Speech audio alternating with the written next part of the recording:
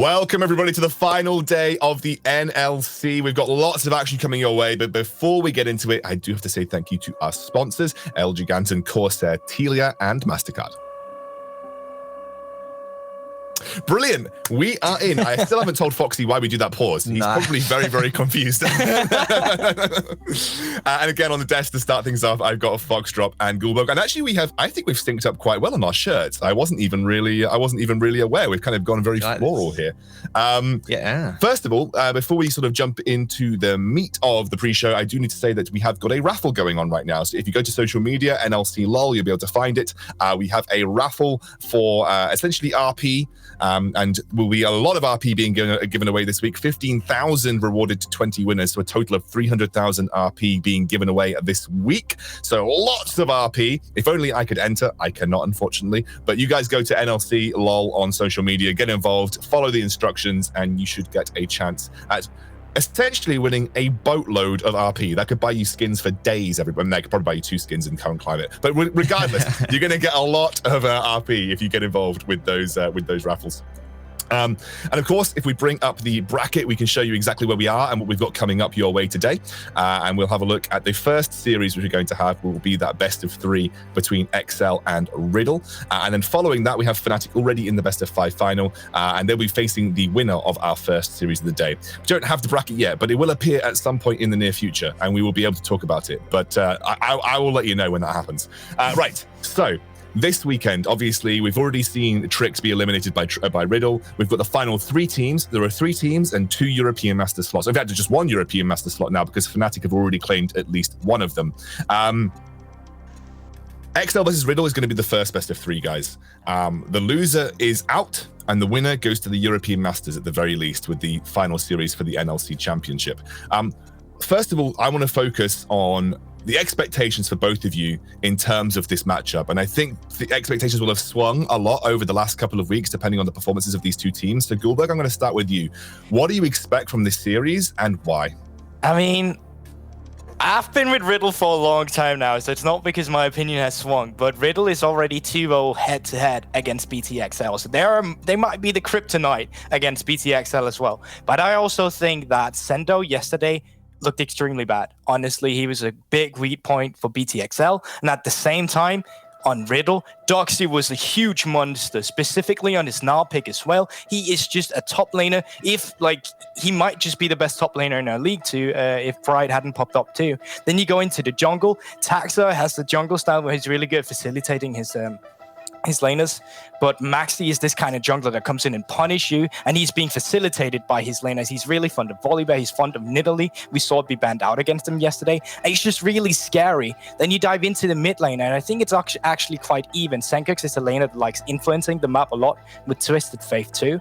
And then you get down to the bot lane, where I actually think that Deadlink is the better bot lane here. But that doesn't mean that I don't think that Riddle is still going to try to play through the bot lane, because that's just the playstyle they want. They are stubborn and adamant of proving that their bot lane can follow through. So it's going to be quite interesting. I think as an analyst, I would hope that a win condition for Riddle is we play for solo laners, we play for a jungle. They will facilitate in a 1-3-1 or whatever you need when you can fight these team fights. But what I think is going to happen is Rai and Vendelbo being like, you know what, we're the better bot lane and we're going to play it. And they might lose the game, and then they're like, okay, that might not work, and then they go back to solo laners. Yeah, well, that's a lengthy answer right there, to which I'll say you're wrong, mate, because Riddle's going to lose. I think when you watched yesterday's series, yeah, the BTXL Fnatic series, BTXL did look pretty shaky, but they still took a game off of Fnatic, which isn't easy to do. Only the 2nd time they've lost this season. And Riddle versus Trix that whole series just looks kind of strange, like Riddle absolutely smashed in the first game, but then they got absolutely smashed in the second game, and in that third game it was kind of like topsy-turvy, where it looked like Riddle were doing really good and they were just going to cruise to another victory, but then they started throwing and Tricked was coming back, and I didn't have a lot of confidence coming out of that series to say that they're going to be able to take down a team like BTXL, who in my eyes, if they both play to their optimal standards, I think the BTXL takes over, and that's what I'm expecting to see today. I'm a little bit, I kind of want to dive into that top lane a little bit more, because I think that if we were to look back at that series, when Pride went on to the Lucian, he absolutely dismantled Sendo in both of those games. And I think that's where I agree with Guldbog to an extent, in the sense that if we're going to see weaknesses exploited for BTXL, it's going to be on the top side of the map. And we've kind of talked about it through the season with I think Doxy and Maxi are better than Sendo and Taxa in general. I'm going to pose this to you, Foxy, or even actually to Guldbog. What do you think that Riddle do? And is there anything that XL can do to mitigate that, and mitigate that potential weakness in their lineup? I just think that they're not afraid of diverting jungle attention to the top side. Whereas you see BTXL, they're very bot lane heavy focused. If you saw the games yesterday, rotations revolve around the BTXL bot lane. Taxa yesterday on Volibear in the series as well was basically just funneling Deadly as much as he could. Even if you're losing out on a Herald rotation, doesn't matter. You're always with Deadly. And that's the thing. Sendo doesn't only have to play weak side, he's doing it without resources, and it's really easy to be punished because of that. Because, I mean, you have Twisted Fave in the mid lane. You've seen how proactive they are just getting up there. So I think the thing that Riddle are doing very well is they're not afraid of not giving bot lane attention. They don't mind giving their solo laners attention and making rotation up to get a lead through their solo laners. I think it's interesting the way you phrase that, because I actually think everything you said there contrasts to what I said before. You're quite right in this one. I think that the way that the XL play, if you're playing through bot lane, like, for me, I think that's actually how you achieve success as this team, because I think if you do try and play around top side, I just don't think it's going to work too well for you. Like, I just think, you stick Sendo on something weak side, you stick something where he can just chill out by himself, and then you play to your team's strengths, which is either through Deadly and Kasing, or through Hatrix, who's looked really good this playoffs, and let him unlock him so he can go around to different parts of the map as well.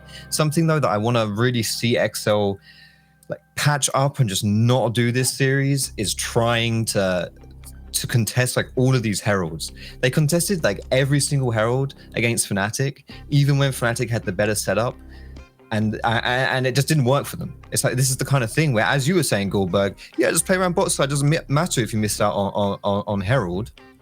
I agree with you, but that's the point. Miss out on herald because that's fine. Just leave that, but don't actually try and go for the herald, which I think XL did a bit too much of yesterday.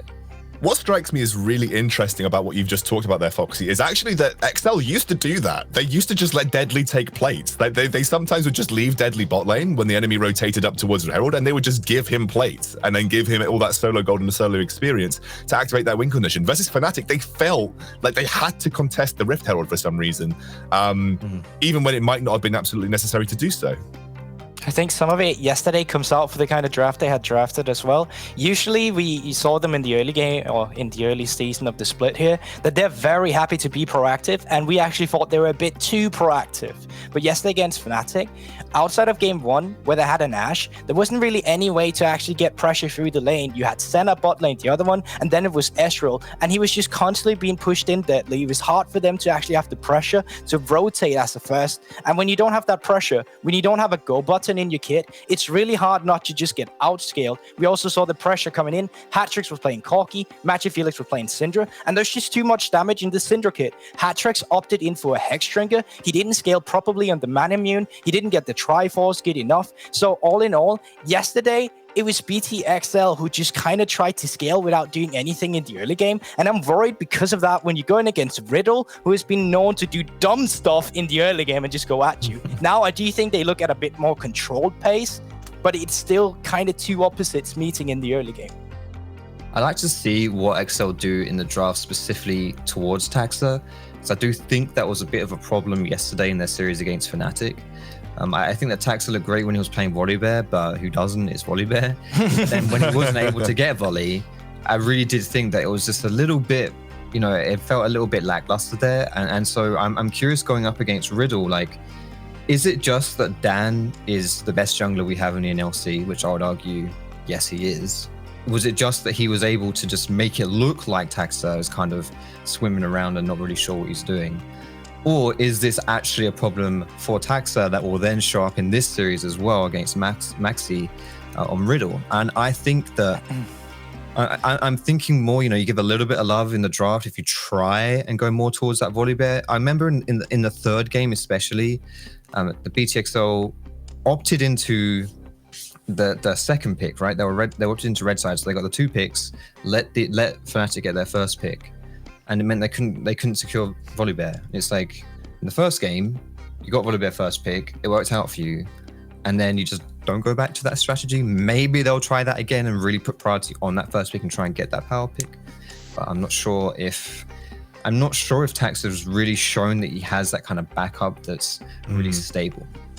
I think it goes down to what kind of champion is Volibear. He's one of the, as you said, one of the most broken junglers right now in the meta. He can outduel anyone. He's really good at facilitating dives. He's really good at just gank setup with CC, got shield. And that's why he's such an easy champion to execute in competitive play. But I think that's specifically what you want as Taxa. Taxa is not a Dan jungler. He's not the one that's going to outsmart you with pathing. He's not the one that's going to come in and just completely take over the game as a jungler. He's the kind of jungler that will facilitate you. And that's why Volibear is such a good champion that fits him. But then you need to think, okay, if we can't get Volibear, what else kind of champion can we use that will facilitate the laners here?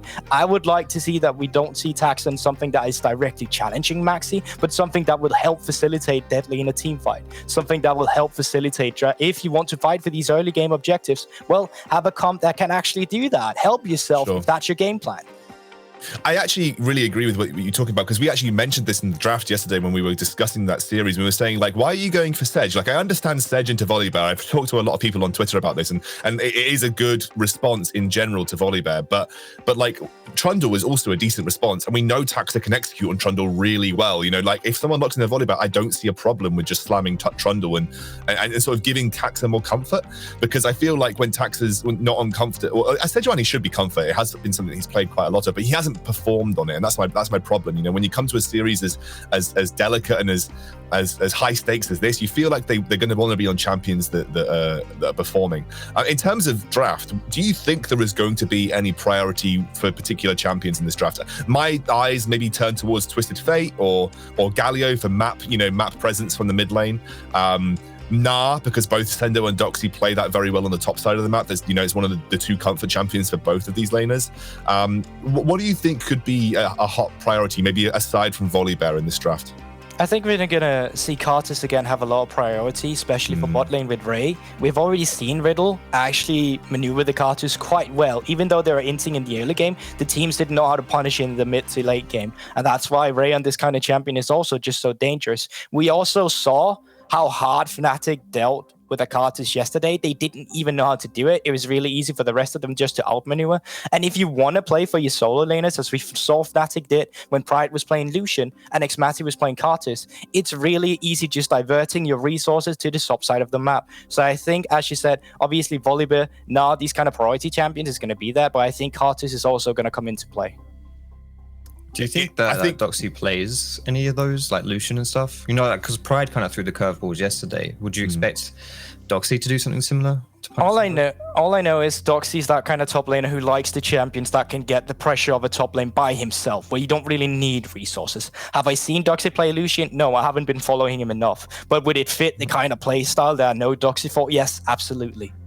I agree with you. I think Doxy is the kind of top laner that would. I think unarguably, Doxy's the best top laner left in the competition right now, just in terms of individual skill and the amount of pressure he's able to generate by himself. So I would be expecting him, given how successful Fnatic were in taking the fight to Sendo in this top lane, because that could be a genuine win condition, especially on red side for Riddle. And also, I love that you mentioned Karthus, because Karthus seems like a genuine kryptonite for this XL roster. Like they got battered by Fnatic when they went for that Karthus, and I think that they may struggle. I think they may struggle into the Karthus here from Riddle. And just really quickly to sum it off, what I really would like to see from XL is kind of what they tried to do yesterday, but I want more tools in your arsenal to actually be proactive in the early game through a bot lane. Because I know that the BTXL bot lane is better than the Riddle bot lane. You can argue with me all you want, that is the stance I'm going to take. Deadly and Kasing is the better bot lane. They know how to be played through, funneled, and they actually will be able to be, play through themselves without help from the team. They will stand head-to-head in a 2v2. So I want priority from draft, where you can get neutral objective control around the dragon. I don't mind seeing hat-tricks on Orianna and Corki again. He was a monster on the on the Corki as well. And I don't mind seeing Sendo on a weak side, but I divert some attention to him. Just give him one pressure gank, something. All he needs so he can actually stand by himself. Because if you do that, BTXL has a really good composition around their carries. I love how passionate Danish, right? Very passionate about the Corki. I agree. Yeah, I agree wholeheartedly. No, I think there. That's what that was. no, I completely agree. Look, let's think about in the future, though. Obviously, we've talked about this series a lot, and it'll be coming your way in just sort of 4 or 5 minutes' time. Fnatic are waiting in the finals. Fnatic have had the edge over Riddle and XL in both scenarios. Do we think? Which of these teams do you think genuinely has the shot at beating Fnatic, or do you think that straight up Fnatic just win? Like either or, Fnatic will take all comers and they just win this grand final? I don't think anyone's going to beat Fnatic. I think that you're coming through a best of 3. You're going into a best of 5 with Fnatic, have time to actually do preparation, watch you play. I don't think anyone is going to contest Fnatic. You might take a game or 2 of them, but that's it. I don't think any one of these teams are beating Fnatic. Yeah, I think in a best of 3, you stand a chance of taking them down. But in a best of 5, I really don't think that there's much opportunity to beat them, especially as Google was saying. Right now, BTXL, Riddle, you're playing a best of 3. And this is an elimination series as well. So you're going to have to pull out some things. And if that happens, then you're going to show your hand. Fnatic's going to read that. And, I think that will give them even more of an advantage in the finals. All right, you can see on our screen right now, the predictions have come through, and actually a bit more split across our analysts today. I was the only one that deviated from the norm yesterday, but it is going to be Orcs who, by the way, Orcs is going against his previous team. I don't know if you know, but Orcs has won the UK Championship with XL before. So he has betrayed his team with this prediction, Orcs. I'm just letting you know, you've betrayed everything that you know and love, and you should feel very upset about this. No. Listen here, it's just UK Orcs, UK casters betting against UK Orcs. Nothing new here. It's fine. Oh, the inside joke. I love it. Okay, so. Obviously, we know why Guldborg has gone 2-1. He's been with Riddle since day one. You can't get the Danish out of a Dane, so he's obviously backing up. He's backing up his Riddle boys. Everyone else has kind of gone for XL, either 2-1 or 2-0. But Foxy, I kind of want to explore this a little bit. You're very confident in the 2-0. What is it that you think is going to give XL the major edge? I think you've covered it slightly, but for such a decisive victory, what is it you think is going to be the driving force behind the win here? I think partly this was looking at Riddle's performance yesterday as well. Game 1 was brilliant. I think they played phenomenally. And if the second game, they closed out the series, even if they'd had like an off game in game 2, but game 3 it looked more like game 1, then I would have a bit more confidence in them to maybe be able to take a game away from BTXL. But I just think they looked pretty shaky, honestly. And for a team like BTXL, they still went 2-1 versus Fnatic. The series itself wasn't a complete whitewash by Fnatic, and they are arguably they are objectively our best team in the NLC, right? So I think that I just think that BTXL will be able to put it out. And the thing is that what makes BTXL look weak, I don't think is necessarily going to be something exploited by Riddle, specifically like Taxa, the jungle diff there, and I think even Sendo will be able to hold his own a bit better in the series. I don't know if you remember when I interviewed Vendelbo yesterday, he was very adamant that it is going to be a clean, easy 2-0. And he did highlight the 2-0 record that they had over them in the regular season. So XL have struggled versus Riddle in the past. And so it is something that we need to be aware of. And I don't think they've played them since getting to the playoff bracket. So this will be the first time they've met since those regular season games. And Riddle still have the head-to-head edge over XL coming into this series. So I don't think it's complete. I think this is definitely a very close series. You can see it, especially with the analysts. We are a bit more split than usual. But guys, we have got a short break. And when we are back, we will be in draft for that first series of the day.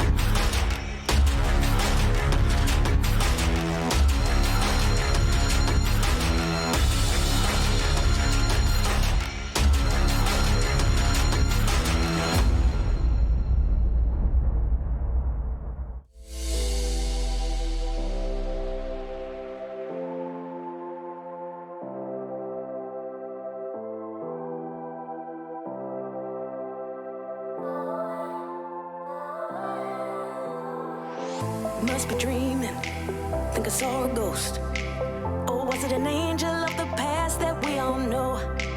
Ain't got the answers, but I hold the hope. So I'm holding on to the love, embracing the unknown. Now I'm dancing to the music.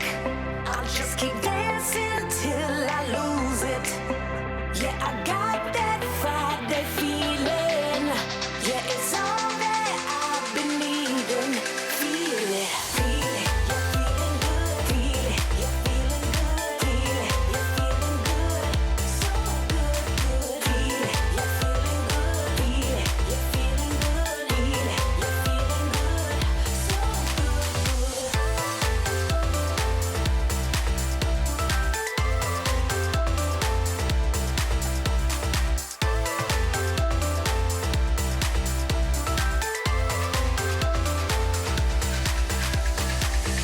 If I'm dreaming, I don't wanna know. 'Cause this is all I need, a perfect story told. I ain't got the answers, I still hold the hope. So I'm holding on to the love, embracing the unknown. Now I'm dancing to the music. I'll just keep dancing till I lose it. Yeah, I got that Friday feeling. Yeah, it's all that I've been needing. Feel it, feel it. You're feeling good, feel it. You're feeling good, feel it. You're feeling good, so good, good. Feel it, you're feeling good, feel it. You're feeling good, feel it. You're feeling good, so good, good. Feel it, you're feeling good, feel it. You're feeling good, feel it. You're feeling good, so good, good.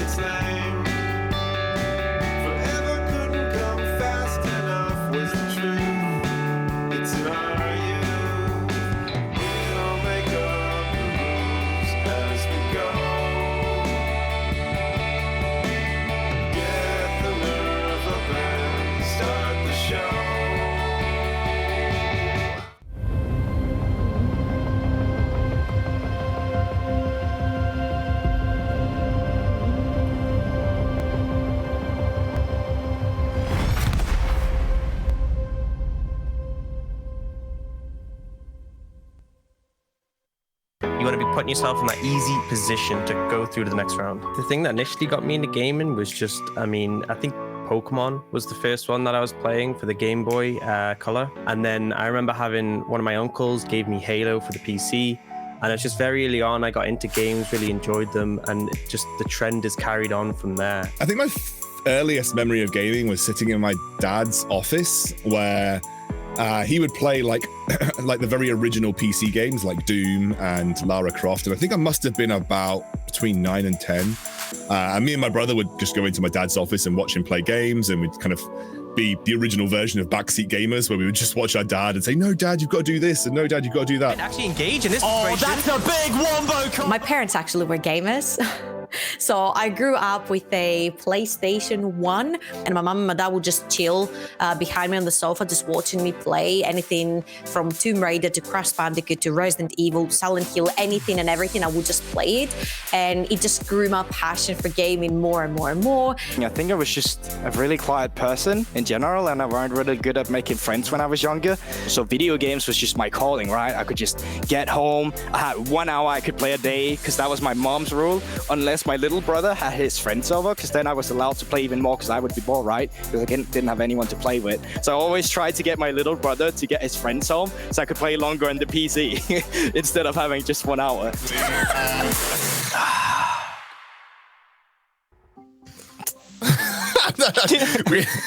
Sorry, just before we came back, if any of you watched that content video, just before we came back, Jake just screamed, I'm not even in this one. It covered everybody else except for Jake. So feel bad for Hip Brain. Sorry, Jake just made me crack me up before we got onto camera. Yeah.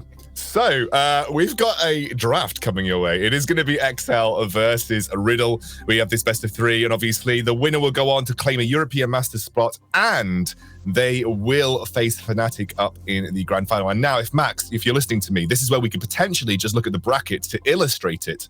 You know, if we maybe have that going. I don't know. Oh, he's done it. Max has done it. He's the best producer who has ever lived on the planet of producing. As you can see at the bottom there, BTXL in the Consolation final right now. The winner will go on to face Fnatic in the final. It's not a weighted final. I don't think Fnatic get an advantage, so they're going to go into a straight best of 5. But again, Fnatic are the clear favourites. They've been the clear favourites this entire season. And this series is going to be very interesting because although I think a lot of people are weighing on the side of XL, as you've heard, I think it's a much more even series than you would potentially think coming into it just based on names. All right, we're in BTXL on red side, Riddle on BTXL on blue side, rather, Riddle on red. And we are going to start seeing those first few bans. And as Foxy and Gulborg mentioned, these could be very integral to how these drafts play out. Well, what would you know? A certain champion has already been banned here. The Carters comes out. And just to mention it again, they got absolutely dumpstered by Fnatic yesterday when his Xmati wasn't this Carters. It's not only the bot lane it's an issue, it's the fact that you don't have to divert too much attention to it and can play around the rest of the map.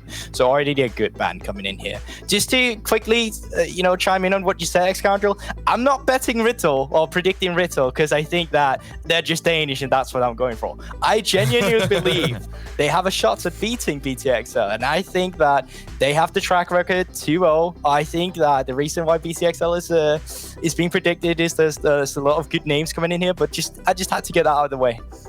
No, fair enough. I don't believe you, but fair enough. Carthus was also another.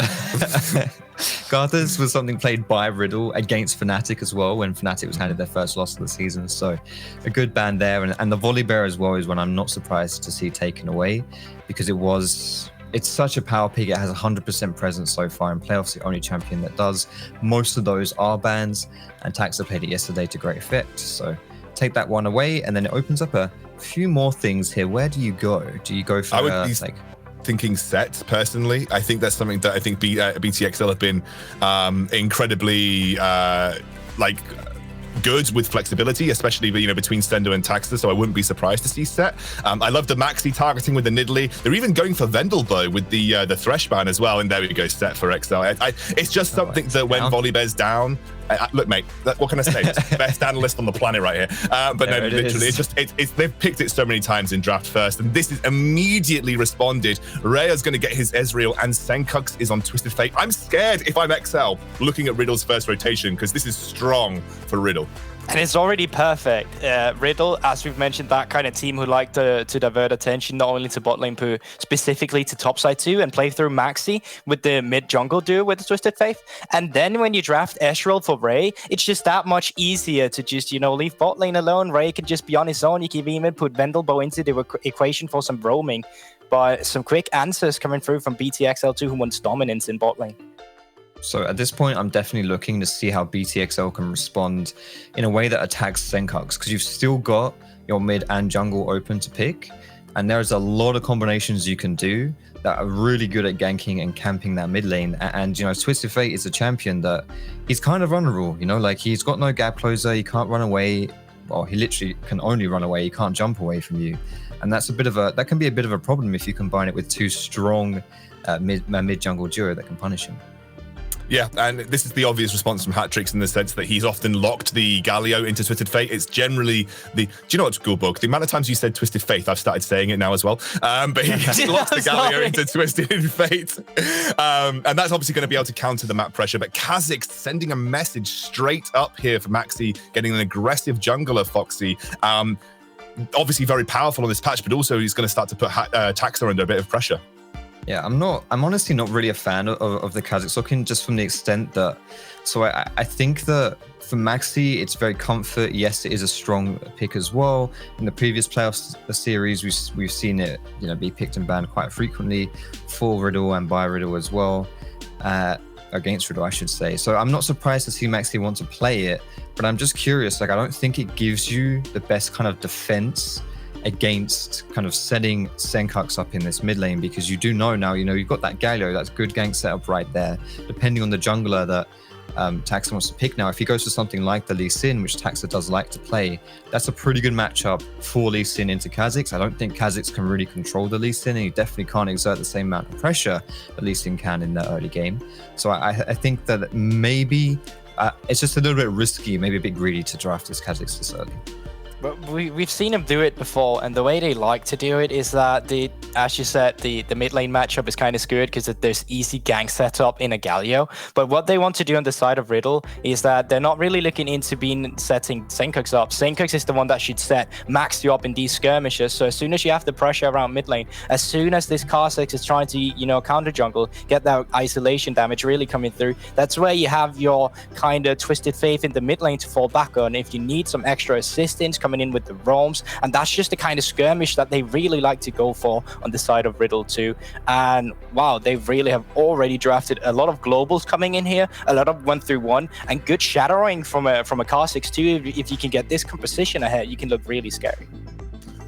Yeah, it's a great blind pick top laner. It's something that actually Sendo defaults onto a lot as a blind pick top laner. If the Cho'Gath comes through, that's quite comfortable for Sendo. It's not something that we've seen a lot in playoffs, but as if you're channeling your inner Whippo, I guess, to an extent. We're going to see a heavy CC lineup really playing around Deadly, and this is very classic XL as well. Like, the majority of your driving damage, especially as the game goes on, is going to come from Deadly, and everybody else there is to protect or facilitate Deadly for the most part. Obviously, Cho'Gath's going to chunk through a frontliner, and then you have the Kai'Sa basically to deal the rest and the remaining damage. I love the Nautilus pickup because I think Nautilus would have been a very scary support to have to play into with the Twisted Fate, but they're going to respond with the Leona, which has similar levels of engage and CC. That's something I completely glossed over. Sets a jungler. So he's already featured jungler right there. They can play like everywhere. You see him support, you see him top. And he's like a comfort pick, I know, especially. Like I know Sendo likes that as well. And yeah, but hey, they're set. And I think that's a good ganking jungler, especially if this set goes for that, the Nimbus Cloak, and he's able to kind of just like zoom around with his summoners and all that stuff, then I think that he does stand a pretty good chance of just following up a Galio engage right there. And I do think, into Kha'Zix as well, it's a fairly decent matchup. Here's the thing. I really like how BTXL turned out here. There's a lot of CC, there's a lot of skirmish potential with a Galio, and you can actually play around with bot lane here. You can even contest early objectives if you get a lead, because you just got so much CC in your kit as well. You get a nice neutral matchup against the Ezreal versus Kai'Sa, but here's the big thing. Taxley is on an easy-to-execute facilitator too. The set jungle, even if you take a lot of damage, well, that's a face breaker into your face, true damage, and you're almost dead, and it's easy for the rest of them to come in. So it's kind of easy to execute, but at the same time, on the side of Riddle, they have tools to actually come out and on top in skirmishes. If they can get this 1-3-1 ahead, they can just never teamfight if they want to do that. Yeah, I agree. I think the win condition really is going to come through trying to avoid team fight situations. XL have got a team fight comp. Like, that is a 5v5 monster right there if you've got, like everybody working together. And what I would say before we hand over to the casters, it feels like XL have gone back to their roots a little bit with this composition. They've kind of said, this is serious. Let's do what's worked for us in the past. Let's play through Deadly. Let's give him the recipe for success. And I wouldn't be surprised to see him getting funneled with golden experience like he usually does. Now, our casters are ready. They're going to take us through this first game of the day. It is Trouble and Hitbrain. Thank you very much, Scoundrel. Hello and welcome to the caster desk as we're getting ready to go into our first game of this losers bracket final between XL and Riddle. Honestly, going into this game, both of the teams had pretty rough games yesterday. XL got, one good win over Fnatic and then got stomped. Riddle had a very, very convincing game 1 versus Tricked yesterday, then got stomped in game 2, and then their game 3 wasn't overly sold on. And I feel going into this game, my eyes are on the bot lane. It's Riot and Deadly. These are the two people I want to keep my eyes peeled onto going into this game. Rye's on his Ezreal, Deadly's on a hyper carry. Can they do it? I believe they can. Wandelbot came onto his interview yesterday and he was like, we will prove that we're not the weak side of our team.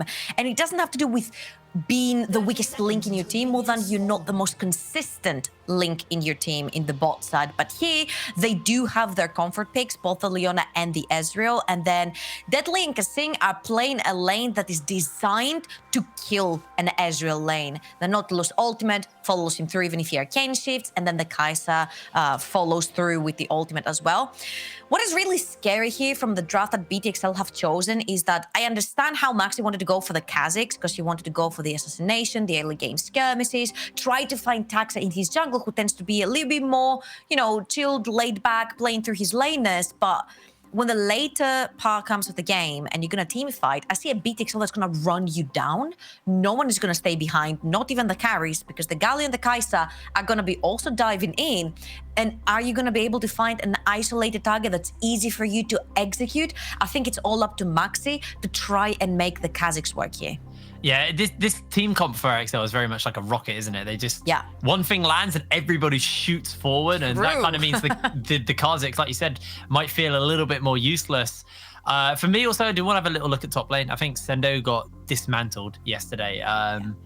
Game 2 and 3, when Pride started playing the Lucian, he just walked completely over Sendo. We haven't actually seen much Cho'Gath in the NLC, and we're finally getting to see it. Do you think there's a reason we've not seen the Cho'Gath, or do you think there's a reason that now Sendo's pulling it out? What is your thoughts on this Cho'Gath pickup for Sendo?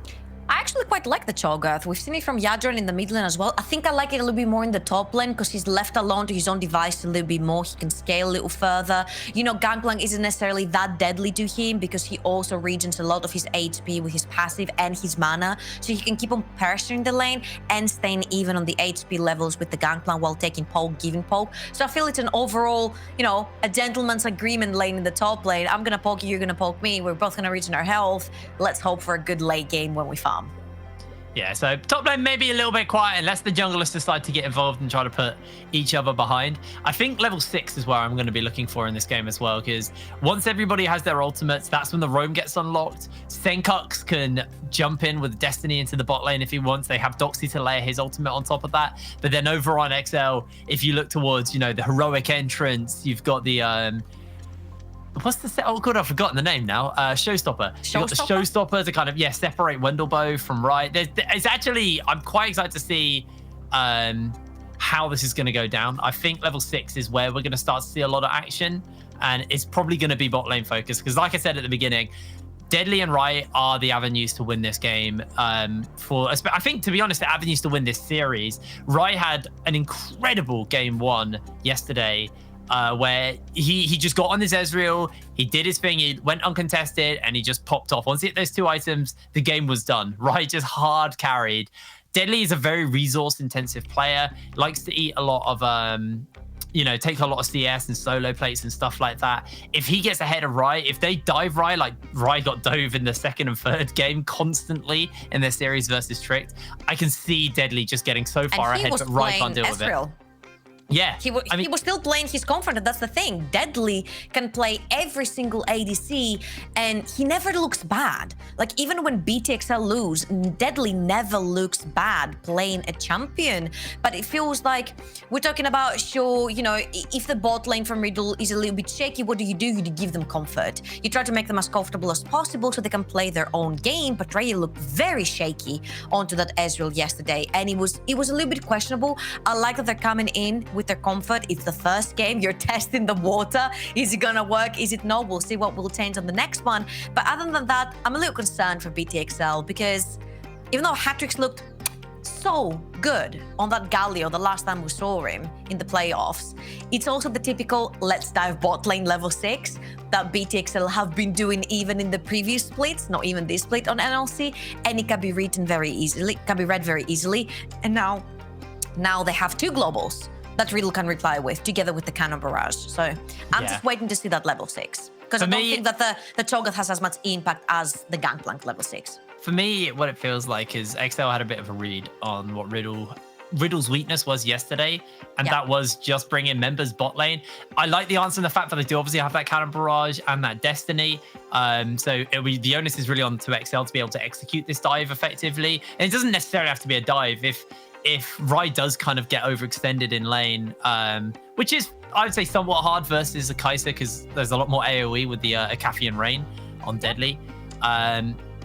If they do find that opportunity, they will go for that. They will pull that trigger. And we know XL are a team who are they're very decisive in these early game plays. This is kind of what they've thrived around, is getting themselves ahead early, and then kind of once they've got Deadly into a position where he can just do his own thing, he just sits back and farms. That's all he does. He just chills, farms up a storm, and then shows up. Because remember, if we talk about item spikes as well in this game, we do look at the likes of Rai on the Ezreal. We talk about this a lot, but Ezreal is a champion who spikes on 2 items. Kai'Sa, while her first 2 items are great for her, she gets the Acafian Rain upgrade. It's that 3rd item is when you get the Void Seeker and the supercharged upgrade, and that's when the Kai'Sa really starts to come ahead. We saw it yesterday with a Chu on his Kai'Sa, actually into Rai's Ezreal.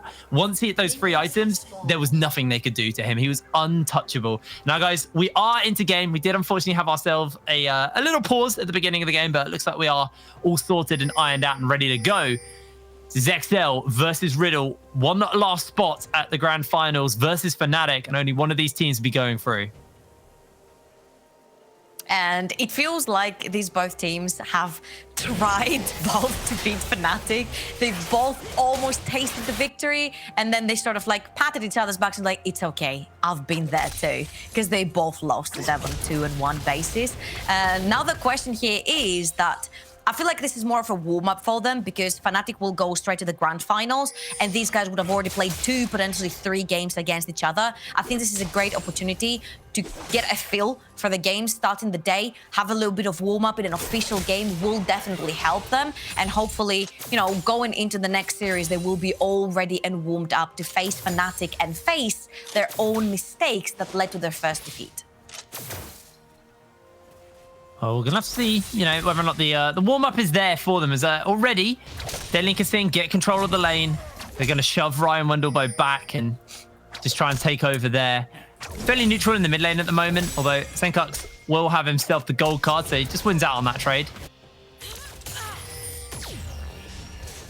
You see how the priorities kind of mixed all around the map. Obviously, Deadly and Kaseng will have a lot more priority. There's a lot more AoE coming from the Kai'Sa kit, as well as the Nautilus being in front. It's a lot of damage to the minions as well.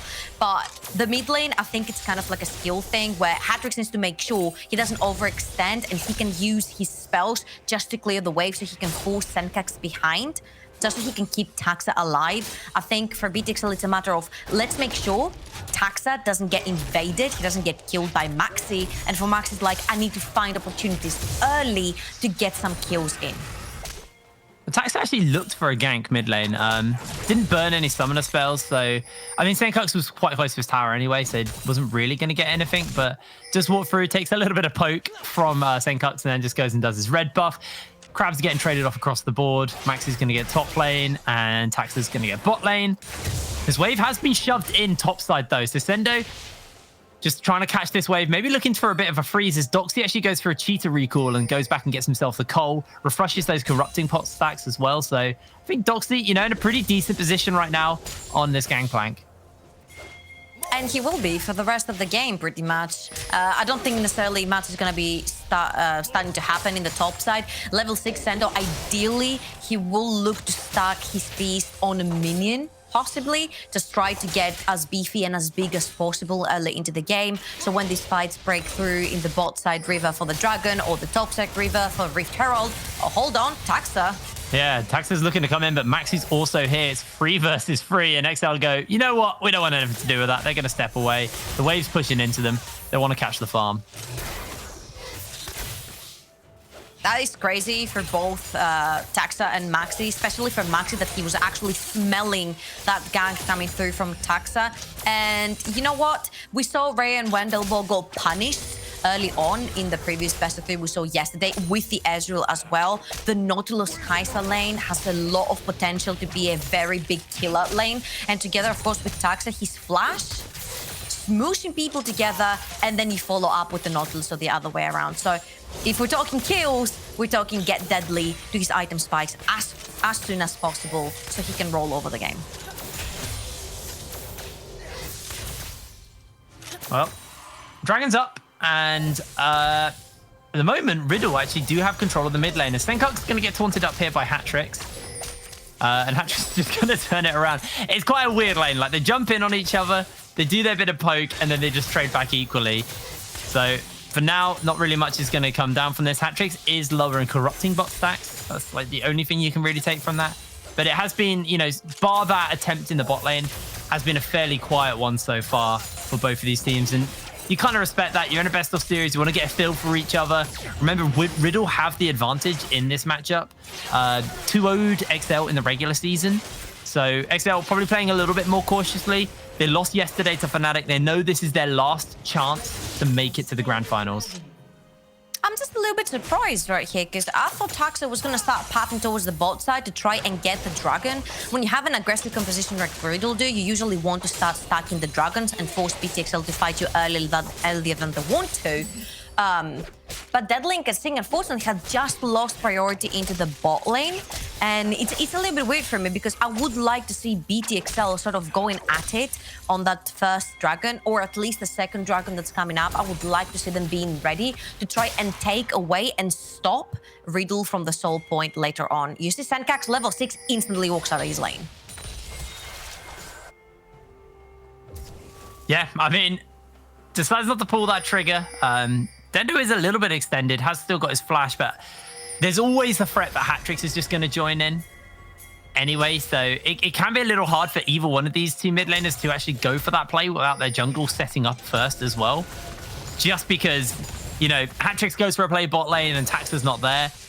Then suddenly Senkux comes and he has a gold card charged up and Deadly can be pretty exposed to go down. Obviously, Deadly is running the cleanse, so has at least that to work with.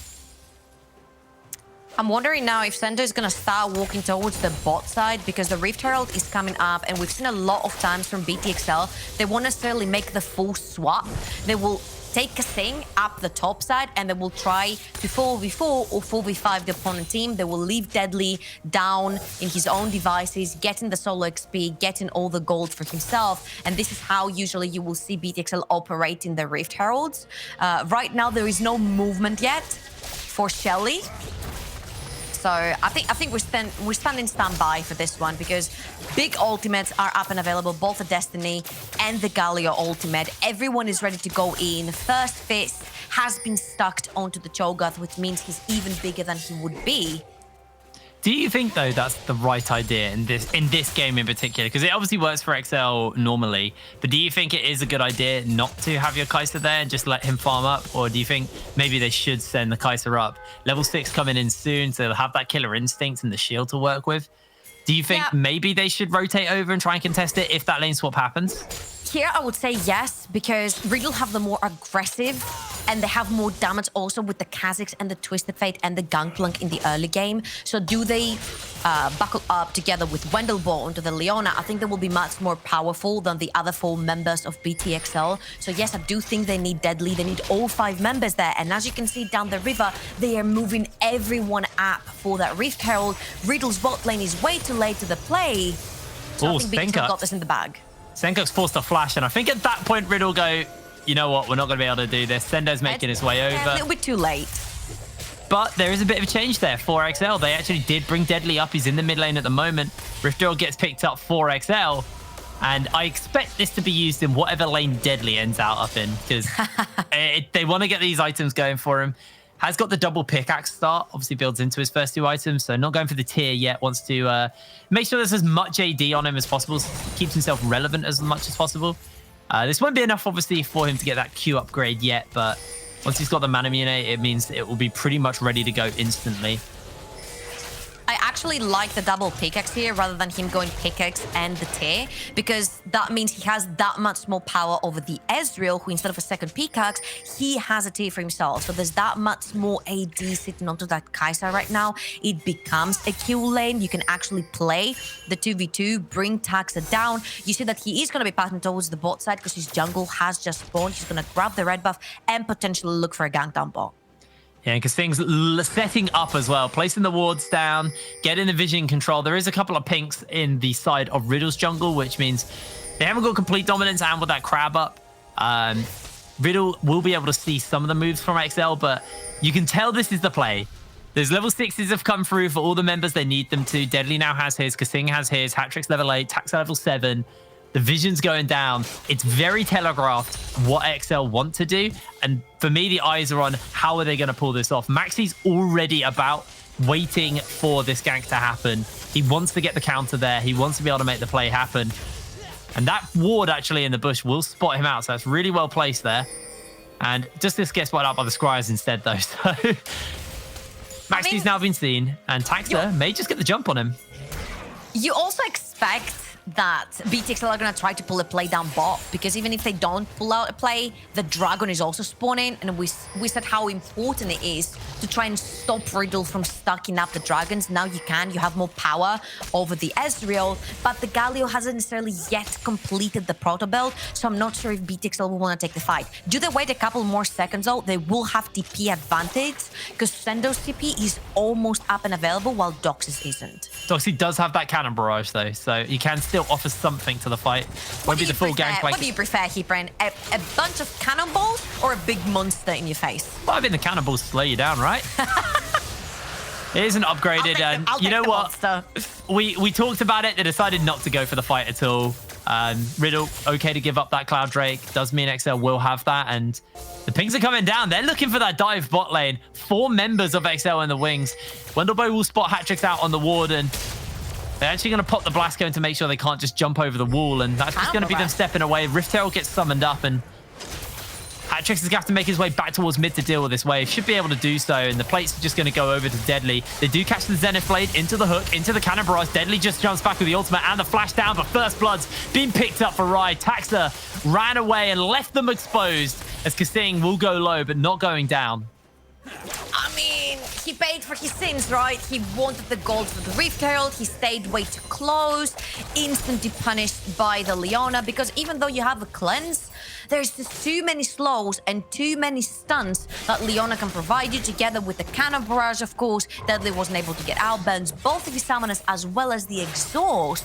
Another Riddle bot lane is ahead. BTXL can no longer threaten bot, so they're gonna have to look to maybe make plays elsewhere on the map. Right now, Senkax is sitting mid lane without his flash yet available, so they could look to make a play there together with Hatrix and that stun. Not stun, taunt. To me, that was just somewhat greedy. Like, if they wanted to make sure that Deadly got the plates, Taxa should have stayed around. He should have stayed, you know, in a bush, just in case they decided to jump in, because maybe that play could have gone very differently had Taxa shown up. But instead, they greeded. Taxa went to go farm. Deadly overextended to try and get the plate gold. And at the end of the day, that costs XL. First Blood, Rise the one to get it. Has picked himself up the Sheen and the Mana Mune So Manamune finished up onto Deadly as well. We'll be getting that Cole finish stacked in about 39 more minions, time for himself. And XL now, what's the move for them? What are they going to look to do? Looks like they're getting vision control around topside as Wonderbow is going to actually find himself caught out here. Got a few stacks onto him as he actually flashes away, but the dredge line's going to connect as they just pull him back, and Deadly is going to be the one to cash in on the kill. XL find themselves another. Super quick rotation by BTXL right there. They neither want to swap their bot lane towards the top, which means that they absolutely needed some vision into Riddle's jungle, and this is why they bundle up as a team, and now Senkax might be in trouble. He's gonna pop his ghost. Yeah, they ghost at him, but he's not going to find anything. Gets the gold card and the Justice Punch away from the Tarantine. Plate picked up for XL. And now the rotation is going towards his top side. Rift Herald spawning up somewhat soon. Doxy, no Cannon Barrage, but does have the teleport. Cannon Barrage should be coming up somewhat soon as well, around the same time as the Rift Herald. So for now, it's going to be get this lane swap going. And let's see whether or not XL will be able to get this second Rift Herald for themselves and hopefully use it a little bit more efficiently. I think this is a point where BTXL might not want to fight. There's a lot of spikes happening on the side of Riddle, double Sheen on Senkax and Raya, as well as a Trinity Force, which is huge onto Gangplank. My only issue here is that they haven't had their rotation yet, and BTXL will be the ones to move in and set their vision down and make sure that they're safe to start the Rift Herald when that time comes. But where it comes to items, I feel like Riddle are way ahead, and especially the Sheen spike is really huge for both the Twisted Fate and the Ezreal. All these spells he used with the Qs. Deadly has no cleanse. He's just going to be CC'd down. The Cannon Barrage is being used, and Kasting's going to go golden in the middle of everyone as the heroic entrance comes down. Taunt's not going to land on the Wonderbows. He uses his own stopwatch. Sendo, going low HP, is able to get himself a kill onto Ryan. Now Hatrix is in the middle of 4. Taxes 1v1ing Senkax as he's going to have to flash away, and Hatrix will give up his life. A double kill for Doxy. Whoa, Deadly overstepped way too much, and Wendelbo just does not hesitate to pull instantly the trigger and punish for the second time this game the ADC of BTXL. Not only do they get the kills, not only do they get a fed Gangplank, but they also will get Rift Herald that BTXL really needed to try and accelerate this Kai'Sa even more and potentially open lanes. So I feel that Deadly went a little bit more the distance. He also walks through first, not Kasing. And even if the Kha'Zix was not around, we've seen how easily the Ezreal Leona has punished you before. They'll do it again. And once your Kai'Sa dies, even if there's teleports on everyone on the team, Riddle will always have the numbers advantage on the map. They used it here, and they took a lot of valuable kills.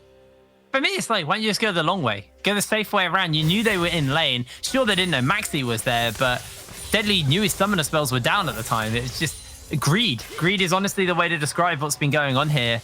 XL, though, are setting up a Death Brush. They're on that pink ward, and Senkax, he smells something miss. He knows everybody is missing. They flash over the wall, though, and they do find it. Deadly jumps in with the Killer Instinct, and Doxy actually does land a quick barrel off, and that's just going to be Riddle forcing the flash away, but I think they're going to be okay with not losing a member there. Dragon's up, and Kasting's half health. I think you're going to be okay on the fact that you just wasted the flash from your support, and then you took double summoners for the opponent mid laner, and the Dragon is up. So now that Twisted Fate will be extremely scary to pop Destiny or get anywhere near BTXL. Big knock-up into the hook. That was actually a member they needed to catch. The Facebreaker comes down, and it's a double kill already picked up for XL. Their health bars are low, but the Grand Entrance is coming in. Gonna find a 2-man knock-up into the Justice Punch. Here's the taunt. Taxers trying to get the turnaround as they are able to get themselves a double kill for Rai. And Riddle actually do a pretty good job of firing back on that one. It's a 3-for-2, but at the end of the day, if Raya doesn't die, if Doxy doesn't die, these are the 2 fed members of Riddle. They're going to be able to be pumping the damage, and BTXL have to back off. That was the perfect scenario. Center gets a beautiful slow into a double knockup, and that should have been game. But as you can see, Raya is completely untouched in the backline, while Deadly has to run for his life. And when you leave an Ezreal untouched and unbothered for that long in a team fight, the Qs are going to be landing, the Ws are going to be landing. HP bars were too low for BTXL. Even though they got to 3-for-2, they just couldn't continue with the Dragon. This is what you're talking about. The items are just, at the moment, stronger for Riddle. They're on better items, and You know, Deadly's got the Maramune, he's got the pickaxe, but hasn't really picked anything else up for a while other than an extra dagger. They are going to be rewarded with this second dragon for themselves. And, you know, you're hitting on a little bit about the win condition of the Dragon Soul for Riddle. XL have denied that and bought themselves some space, but Riftdale's been thrown down. First turret blood went up in the top side, and Doxy's still pushing away. This tower is going to go low, but not down, as Doxy almost able to crack open a second turret in the top side. Just kind of split pushing up like a monster, while Senkux, bot lane, answering for a turret. XL losing a lot on the map right now. That is so scary. Doxic has been left unchecked for the entire game. He's about 34 CS ahead. He has 2 kills on top of that and 4 assists. He's almost on 2.5 items, almost on his second one. You said he's 3,000 gold ahead of Sendo. We said that this was going to be, you know, a weak matchup for Sendo because Doxic has been so dominant in the top lane, but 3,000 gold deficit, 18 minutes only in, is a really, really, really huge difference. And if one team has managed to so far successfully pull out the 1-3-1 that is Riddle, and BTXL right now do not have answers for that. Yeah, BTXL looking a little bit lost in this game one now. 4,000 gold lead. Like you said, most of that is on Doxy at the moment. And that is kind of translating into these 2 item spikes as well, as Rai, I believe, has finished up his Triforce. Yes, he has. So he's finished up his Triforce. Roa's almost fully stacked for Senkux. He's got the buildings of his Lich Bane. And these power spikes are here now. So XL, they're probably not going to want to fight for a fair amount of time, as Deadly, he's not even got all of the components for his Guinzoos. He is very far behind the curve right now as far as power goes. Sendo does find himself a Glacial Augment. I don't think they're going to stay. Here. He's all alone, or at least he does have flash. Yeah, force the flash away. Actually, Hex flashing after him as the Void Seeker's going to connect, but they decide not to go for it. So, I'm liking how you mention in every single item, because the one item you didn't mention, I feel like, is extremely important. That Duskblade that got completed from Maxi. You see that there's not necessarily much armor being built, and there's 4 really beefy members on the side of BTXL. It's like, oh, come on, I need to get ahead. I need to have these armor pen items before even the Kai'Sa can build something like a Seeker's Arm Guard into an Hourglass, because Kai'Sa is the one that he's going to be looking to execute at every fight. It's really hard to take down any of the other 4 members, especially when they start stacking up. But at this point, when he already has the Duskblade completed and no armor items have come through from BTXL, he's actually free to target whoever gets isolated and take them down. And also, after that, Doxy went back, Death Stance complete. This Gangplank is going to be hurting a lot. He is really going to be hurting. Got 50 CS lead almost over Sendo. And you can see the XL are trying to funnel as much gold onto Deadly. He is actually miles behind Rai. He's 2 levels down at the moment. CS deficit's there as well. Finally got himself the Guinzoos finished up. So for those 2 items, wants to hit that 3rd before he really comes online. But these first 2 items are at least like, this is the first kind of significant power spike you're going to get on the Kai'Sa. But, you know, you're fighting into Rai, who's now fully stacked his Mirror Mana. He's got that Triforce. The Lich Bane's now finished up. And I do worry that XL have just fallen a little bit too far behind at this stage. And luckily for them, those 2 dragons they've been able to pick up have afforded them some space and some time to work with. So as long as they don't give up a Baron, they can work with it. Rai takes a hook, but Arcane shifts away as Glacial Augment does land into the Solar Flare. Rai's going to get knocked up as here comes Maxi onto the flank. Taxa's going to take a lot of damage as Hatrix joins in on the front line. They do get themselves the taunt off, and that's going to be Sendo finding himself 1 kill, but the health bar's already exceptionally low. The Sendo trying to dodge away from Rai, but the wildcards will take him down. Deadly's trying to get out as the taunt comes onto 3 members, but it's a double kill picked up for Maxi, and that might just be Baron. They're just lacking so much survivability right there. We said how beefy the front targets are, sure, but Taxa doesn't have any items completed yet. Sendo's just building AP items. Oh, there's more. The cleanse gets used by Deadly there, but he is able to walk away. Does a little bit of poke to Senkux, and I think that's enough to deter Riddle from starting up this Baron. So can I continue? I think so. The teams, because every time I'm trying to speak, they're like, no, we want more. But I don't blame BTXL there for trying to check in and see if the Baron is going down and they were able to dissuade the situation. But you see how there's no survivability yet on the side of BTXL that were able to dismantle them. I felt like Hatrix played this team fight very well. He was getting multiple taunts into this fight, but there was just no upcoming damage. Who's going to do damage? Taxa ulted himself out of the fight. Sendo was melting, and Kaseng doesn't have any damage in his kit. Deadly was too scared to jump in, and I don't blame him. You see how the item items right here are speaking miles in the difference. And Sendo is trying to get an engage. He has to, unfortunately for him, flash out. And the Taxa stays all alone in the front line. Reye is literally beating him up with these Qs. They are looking for it. Rai's going to take the instinct. They do jump forward. Deadly instantly backs off, but there's going to be the turnaround. Deadly finds himself the shutdown. Shield comes out from Taxus. Wendelblow's going low. They're going to give another kill. Sendo's the one to pick it up. Gold card lands to deter Riddle away. And XL are going to get their hands onto their third dragon. Meanwhile, in the top lane, Doxy is pushing up into more turrets. These are the plays that we all want to see BTXL make. The more proactive, the C champion, kill champion. We talked about how important it was for Riddle to start stacking the dragons, and it's turned 180 on its head. BTXL have now 3 of them. Infernal Soul threatening. That's going to be extremely powerful for them. They catch Rey, and remember, we talked about how the Nautilus Kai'Sa is an Ezreal killer lane. The Nautilus ultimate is going to follow Raya the second it hits on him, and he's not going to let him go until he's dead. That's what BTXL did. Loving the proactivity. This is how you can get back into a game. Gold lead is slowly but surely getting a little bit smaller. Still on that 6,000 difference though. We're actually seeing the Zeal pick up for Deadly, so looks like we might see either the Phantom Dancer or the Hurricane get picked up for him. Does mean that you won't be upgrading that W yet. He may go for that a little bit sooner, but should have the supercharge almost finished up or finished up. Although they are looking to maybe set up onto Rider. Hex Flash by Taxon not actually going to go forward. It's going to be a more defensive one. And XL, you know, they're still down in gold, but they are finding stuff. They're finding opportunities, and the Infernal Soul, triple Infernal Soul win condition is really here for XL now. Here's the deal. I think this is really big for 2 reasons. One, if Riddle had stacked the dragons and they have a 1-3-1, they would threaten both the side lanes and the soul had that gone down.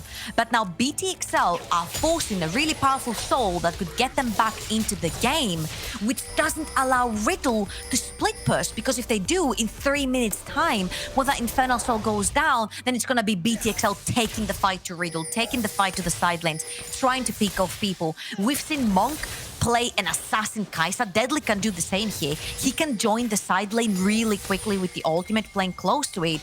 And if they have the soul, they can also threaten Baron, because Riddle are going to have to try and stop this. And with the extra power that an Infernal Soul gives you, BTXL will be more than happy and more comfortable to take that 5v5. I do want to note, though, that they've actually picked up the Hurricane onto Deadly, so that to me screams that he wants to look for team fights. He's going to suplex Doxy back, look to catch him up, as actually the interrupt there is there, and Deadly just slides in forward. Doxy going low, and they give the shutdown to him. This will be the end of Sendo, though, as they do answer out. It stops the Destiny. 1-for-1 globally. Both the top laners go down. That was massive from Sendo. Unfortunate that he wasn't able to get out, because he would at least be able to stop this mid lane push. But at the end of the day, it's a 1-for-1, and Riddle get to push tier 2 mid. It's a win for them. Yeah, Riddle are going to be pretty happy with that one. Deadly just trying to get as much gold injected into him as possible as he picks up yet another shutdown for himself. Now actually ahead of Rai in gold. Not massively ahead. It's only 200 gold, but he is ahead of Rai, which is a positive for him. Starting to come, you know, more and more online. Got those 3 items. We'll have to see if he wants to go for something like Azonius as his next item to upgrade that W, and also give him a bit more survivability versus the likes of Maxi and Doxy. 1 minute 45 until the dragon comes up, and I think that's where we can expect to see a lot more action. I think for the moment is funnel as much gold onto Deadly for the next 1 minute 30.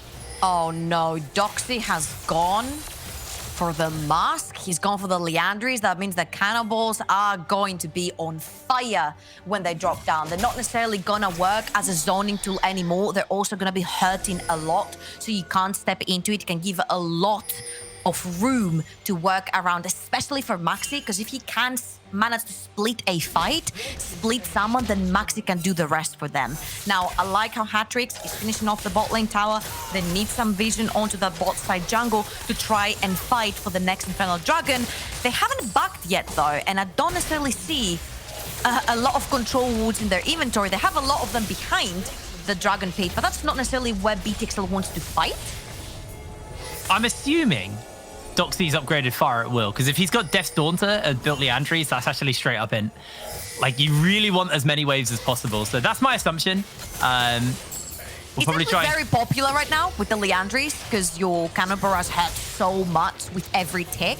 Yeah, hence why you want fire at will, because you want more ticks. He's got Death's Daughter and fire at will. Okay, so he's actually got both. So the best of both worlds at this point. He's burning a lot, basically. He's on fire. Yeah, he's going to be... That first one's going to hurt, and there's going to be a lot to follow. Dragon's actually spawning up in 15 seconds, and XL are not in position to go for it. They are threatening the Baron. Riddle, they can go for Dragon, and XL are okay to give it up. Teleports are coming in. They're looking for the play. Rise the one getting caught out by the CC. Deadly dodging away on everything. Descendo's on the flank. He's just going to nom. And down he goes. Maxi's trying to get the flank off. He's unable to do so. Sendo, standing in the front, is just going to flash away to safety as Wendelboy lands the Zenith Blade. Looks for the turnaround, but Sendo does a fair amount of damage, and Maxi is just completely zoned away from the team. XL closing the gap, though, on to Sendo. Sendo will fall to Maxi, though, as Maxi takes him down with the Void Spikes, and XL get a pick up. It's a 2-for-1. No, it's a 1-for-1, actually. But 80 carry down. If you're BTXL, you say we take those, but what you don't take is the low HP bars and Maxi's spraying right behind them. Yeah, it's a little bit scary. Deadly's just going to farm up off these chickens, try and get some health back for himself. I am so mad with how this fight played out from Hatrix, because I thought he was the one TPing right behind them in the river, that he would have this massive taunt, and then he wasn't. I'm like, why? Oh, he might have it here, because he's on the flank again. Yeah, he is looking for it. He's got that taunt charged up, takes the gold card, and that is going to be all she wrote on that one. Maxi Steel being alive means the Dragon Steel is very much an option. Everyone is back as the True Shot cuts through a couple of members, and XL, they may just have to give up this Dragon. Then looks like they're not going to go for it. Do it, Taxa. Do it for the team. Come on, Taxa. There's no way. I think this is fine. They look for the pick. If they'd won that team fight, they would have got Soul and they would have got Baron. They go 1-for-1. They take out Rai. He was out of the fight, but the problem is they couldn't catch Maxi. Maxi was so slippery, and they invested 4 members to kill Maxi. I mean, you can see it right here again. Oh, I'm so mad for this fight. You'll see Hatrix TPing. I think he's TPing on the bottom ward, and I'm like, this is gonna be massive. And then he does that, and he doesn't ulti the bot side. There were 3 members that were stuck around the choker. That would have been massive for the BTXL team fight. He chooses to ult Deadly, who at the end of the day would survive on his own. I think it would have been such a different turn of events. At the end of the day, Riddle come out winners for that because they stop the Inferno Assault from going down by winning the fight. And now BTXL can't necessarily force this Baron because Riddle are still stronger. I don't know. Deadly's got 4 items. He's got that crit. He's got the extra Infinity Edge. This Baron goes very quick down to a Kai'Sa. And you've got the Cho'Gath to secure. They may look for it as the Destiny's coming in. And Stencock's onto the flank. Teleport coming in for Doxy as well. XL have been caught out as the Cannon Barrage rains down. They're looking for Deadly. Deadly's inside the pit, but he jumps back onto the backline. Goes for the cleanse. Rai's able to find the kill. And Riddle have just taken over the fight. Hatrix finds himself one, but Rai has the triple. He's hunting for Kasing. He's looking for the quadra kill, but he's unable to connect it as Maxi takes down Kasing, and Hatrix is the only one standing. Riddle found a great fight right there. Insane flag from both the solo laners from the side of Riddle. They choke Deadly into the pit. He's either gonna die to Baron or die from the Riddle hands. And in the end, he chooses to jump out and die anyway. Now, you give them a lot more gold. You give them the Baron as well. I feel it was a big underestimation for BTXL here to go for that Baron because they were still down in items, still down in damage, and it showed here into this team fight. Baron had taken them down too low, especially Deadly, and the second he chooses to jump out, he's already dead. From there and on, I think the fight is decided. And Rai just straight up bought a GA off the back of this fight as well. He's just not dying this game. So Rai, like the game plan for XL is use all the CC on Rai and kill him. That's now just not an option. He's got a stopwatch as well. It's going to be so hard to pin Rai down. Deadly with his itemization means, yeah, sure, he's got a lot of crit, but this isn't going to be able to poke them out. He hasn't got the upgrade on the W either. So Deadly, he's just behind the curve. He's a level down onto Rai. Does have a lot of wave clear, and obviously with this build, you have pretty decent team fighting because the Hurricane. But even so, I'm not sure if Deadly's got what it takes in this particular game right now. Deadly's going to be suffering for sure, because unless BTXL are able to pull a really decisive engage and lock someone down for ages, they're not going to be able to kill anyone. They're all too slippery. Oh, wonderful. They are going to use everything onto Wendelboe, who just throws out the stone plate and the ulti. Here comes the entrance. He's in the bounce house. Going to go low as the taunt's enough to get the kill. But XL's health bars are so low. Taxa going to slam back as Hatrix is in the middle of everyone. It's a 2-for-1. And that one was the support. Wow. They throw everything over a Wendelboe. Wendelboe is more than happy to be the recipient of all that because that gives so much freedom to Riddle. Yet another 2 cashed in. They're going to be pushing 3 lanes at once. They still have the Baron buff. And they're going to get a lot of structures from that. Still 30 and 20 seconds remaining. This is a 3v5. Riddle will get too much out of this. Yeah, Riddle are definitely going to crack open some base structures here. We'll see if they can actually translate it into a little bit more as Deadly's getting jumped onto by Maxi. Maxi actually takes the bad end of the trade and Deadly just shuts him down. In comes Kasting and actually Senkok's forced to flash, able to dodge away on the Hextech Hosepipe. And that maybe just saved them their mid lane inhibitor. So pretty good stuff there from Deadly. Pretty confident play to find that kill. A little bit greedy also from Maxi that you don't have to make this play. You have the numbers advantage. You're already pushing bot. You've got the inhibitor. This is a massive inhibitor to have because in 3 minutes when Baron is up, someone's going to have to be over in the bot side. You bait their TP and then you start it over again. And again, someone's going to have to reply to that. So it's a great inhibitor to have, the one that's furthest away from the Baron. You don't have to give up anything because 35 seconds, that gives opportunity to BTXL to go and set up. They have the numbers advantage at this point that Maxi is down and they can try and make sure that they could potentially take this fight. Hatrix is already TPing in. This is set in stone. Yeah, they are looking to go for this. This could be the last fight. Deadly hasn't quite got that Phantom Dancer finished up, does have the extra zeal, so he's on that 75% crit right now. And while it's not as, it's not as heavily built around survivability like the AP build is in Poke, the assassination potential on the Kaiser with this crit build is crazy. You saw how quickly Maxi went down. They've actually thrown out the Destiny, and XL now looking to group up as the Cannon Barrage is going to rain down into the Solar Flare. Deadly trying to run around on the edge of the fight. He is so low, getting the Galio all onto him. They're looking to just try and contest and secure this Dragon. They're able to get it. Maxi slides in, trying to see if he can turn it around, but Deadly has a big shield to work with. Hatrix on that front line, and Deadly's still free-firing away, but Rai's able to find himself a double kill. He's actually looking for a little bit more here as he gets the Quadra. He's looking for Taxa. Taxa's on the run, and Rai may just find himself the Penta. Taxa's not going to give it to him. He's going to base out. The other way, go the other way. Massive team fight for Riddle. They will be able to find the win out of that one as well. And even though the Infernal Dragon goes down, it's all a little bit too late. TPs are coming in. Everyone runs in. A very well played game by Riddle. Absolutely. Wendelboe jumps in, tries to do something as he is just cut down. It's the delayed Penta, not quite enough. Game 1, going to Riddle. That doesn't count. That was very unfortunate. Come on. He missed his opportunity there, but it was a very decisive game from Rhea and Wendelboe. We were looking to see that. We wanted to see their bot lane being consistent. They were in a lane that should actually be killing them, and they come out ahead over... People were saying the best ADC that we have in the NLC, Deadly, and Deadly could just not move.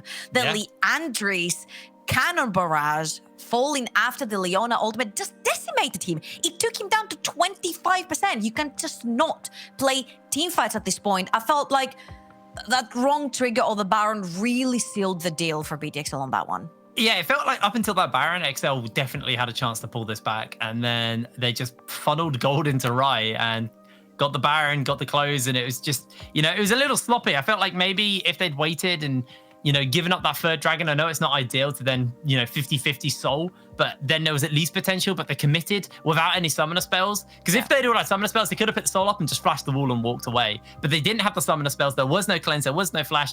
Deadly got caught out by everything, got chunked out, and at the end of the day... He survived a lot. Sure, yeah, but at the end of the day, it wasn't enough. He just right-shifted onto him and finished him up. It was, greed, I think, is the best way to describe that game. I think there was a lot of greed from XL, and Riddle, they just had XL's playbook. They knew what they were looking to do in that game, and they played just around it really well, and didn't give them the opportunity to go for that level 6 dive we were talking about, didn't give them the opportunity to kind of funnel into Deadly and get him ahead. They just played that game, as anti-XL possible, really, to be honest. That's the best way to look at it. Now, guys, we're going to throw to a quick break, and when we're back, we're going to have our analyst test to break that game down, so we'll see you in a second.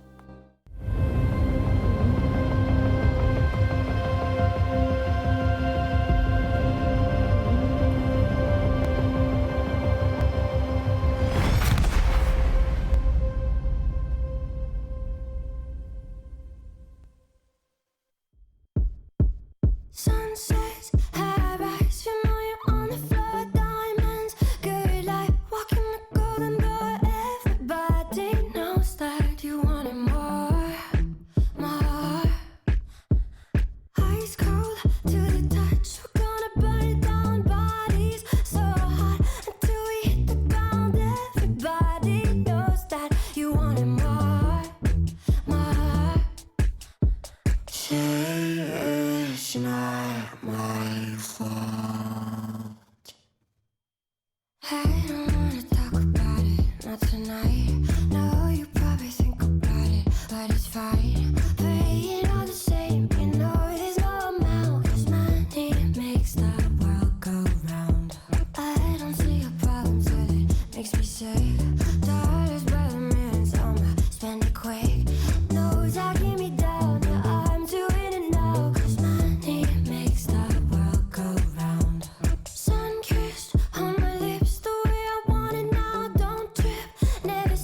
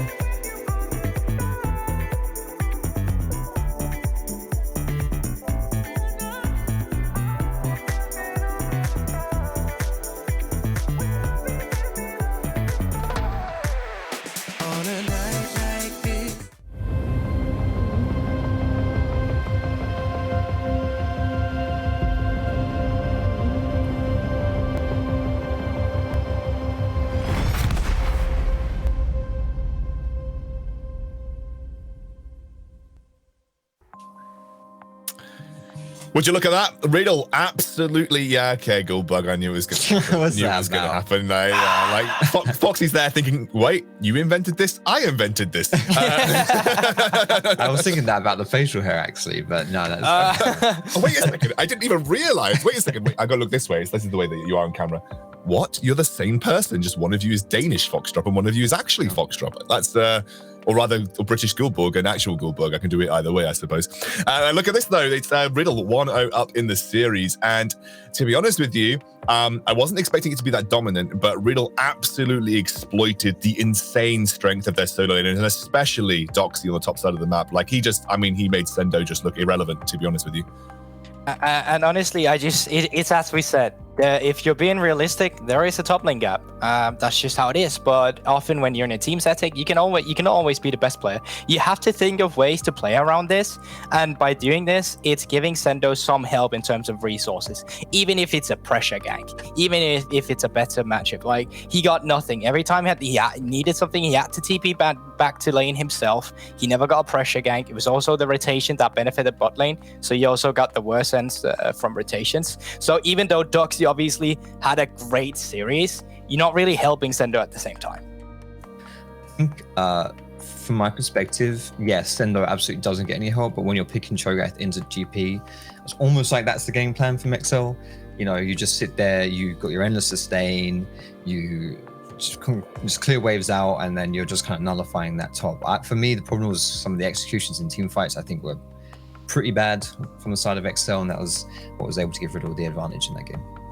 And also, you know, you gave Rhea the Ezreal, and we know how good he is on it. You can't find massive advantages into an Ezreal lane because he's just such a safe lane, and you're always waiting for post 6 for Kai'Sa to have that advantage. And he ran the exhaust, meaning that even if they were going to go in on the Ezreal, they'd always be able to exhaust the Kai'Sa immediately. It definitely definitely looked like Riddle had their game plan clear, and it was exactly the way that you needed to pick XL apart, and XL were not able to find those team fight situations that they needed. I do applaud them for going for better neutral objective contests, and I do think they were making better decisions around those, but it just wasn't enough. Riddle's 1-3-1 tore them apart, and XL did not have the resources to deal with it. Let's take a look at the play of the match. This time I have Foxdrop running us through it, so we'll have a brief look back at one of the moments of this game. Yeah, this was a really quite a nail in the coffin moment here for BTXL, where it felt like they were a little bit desperate here, because when you start a Baron against GP who's gone Leandries, you know you're already in a pickle. And Deadly, the way he kind of executes this play, this is what I was talking about, how I think like the fights just weren't that great. He'd already tanked down the Baron and was on like 40% health. And because he passed towards the Baron pit instead of towards the team fight there, he then had to use his ult to join the team fight. And by doing that, he just gets chunked down and then instantly blown up.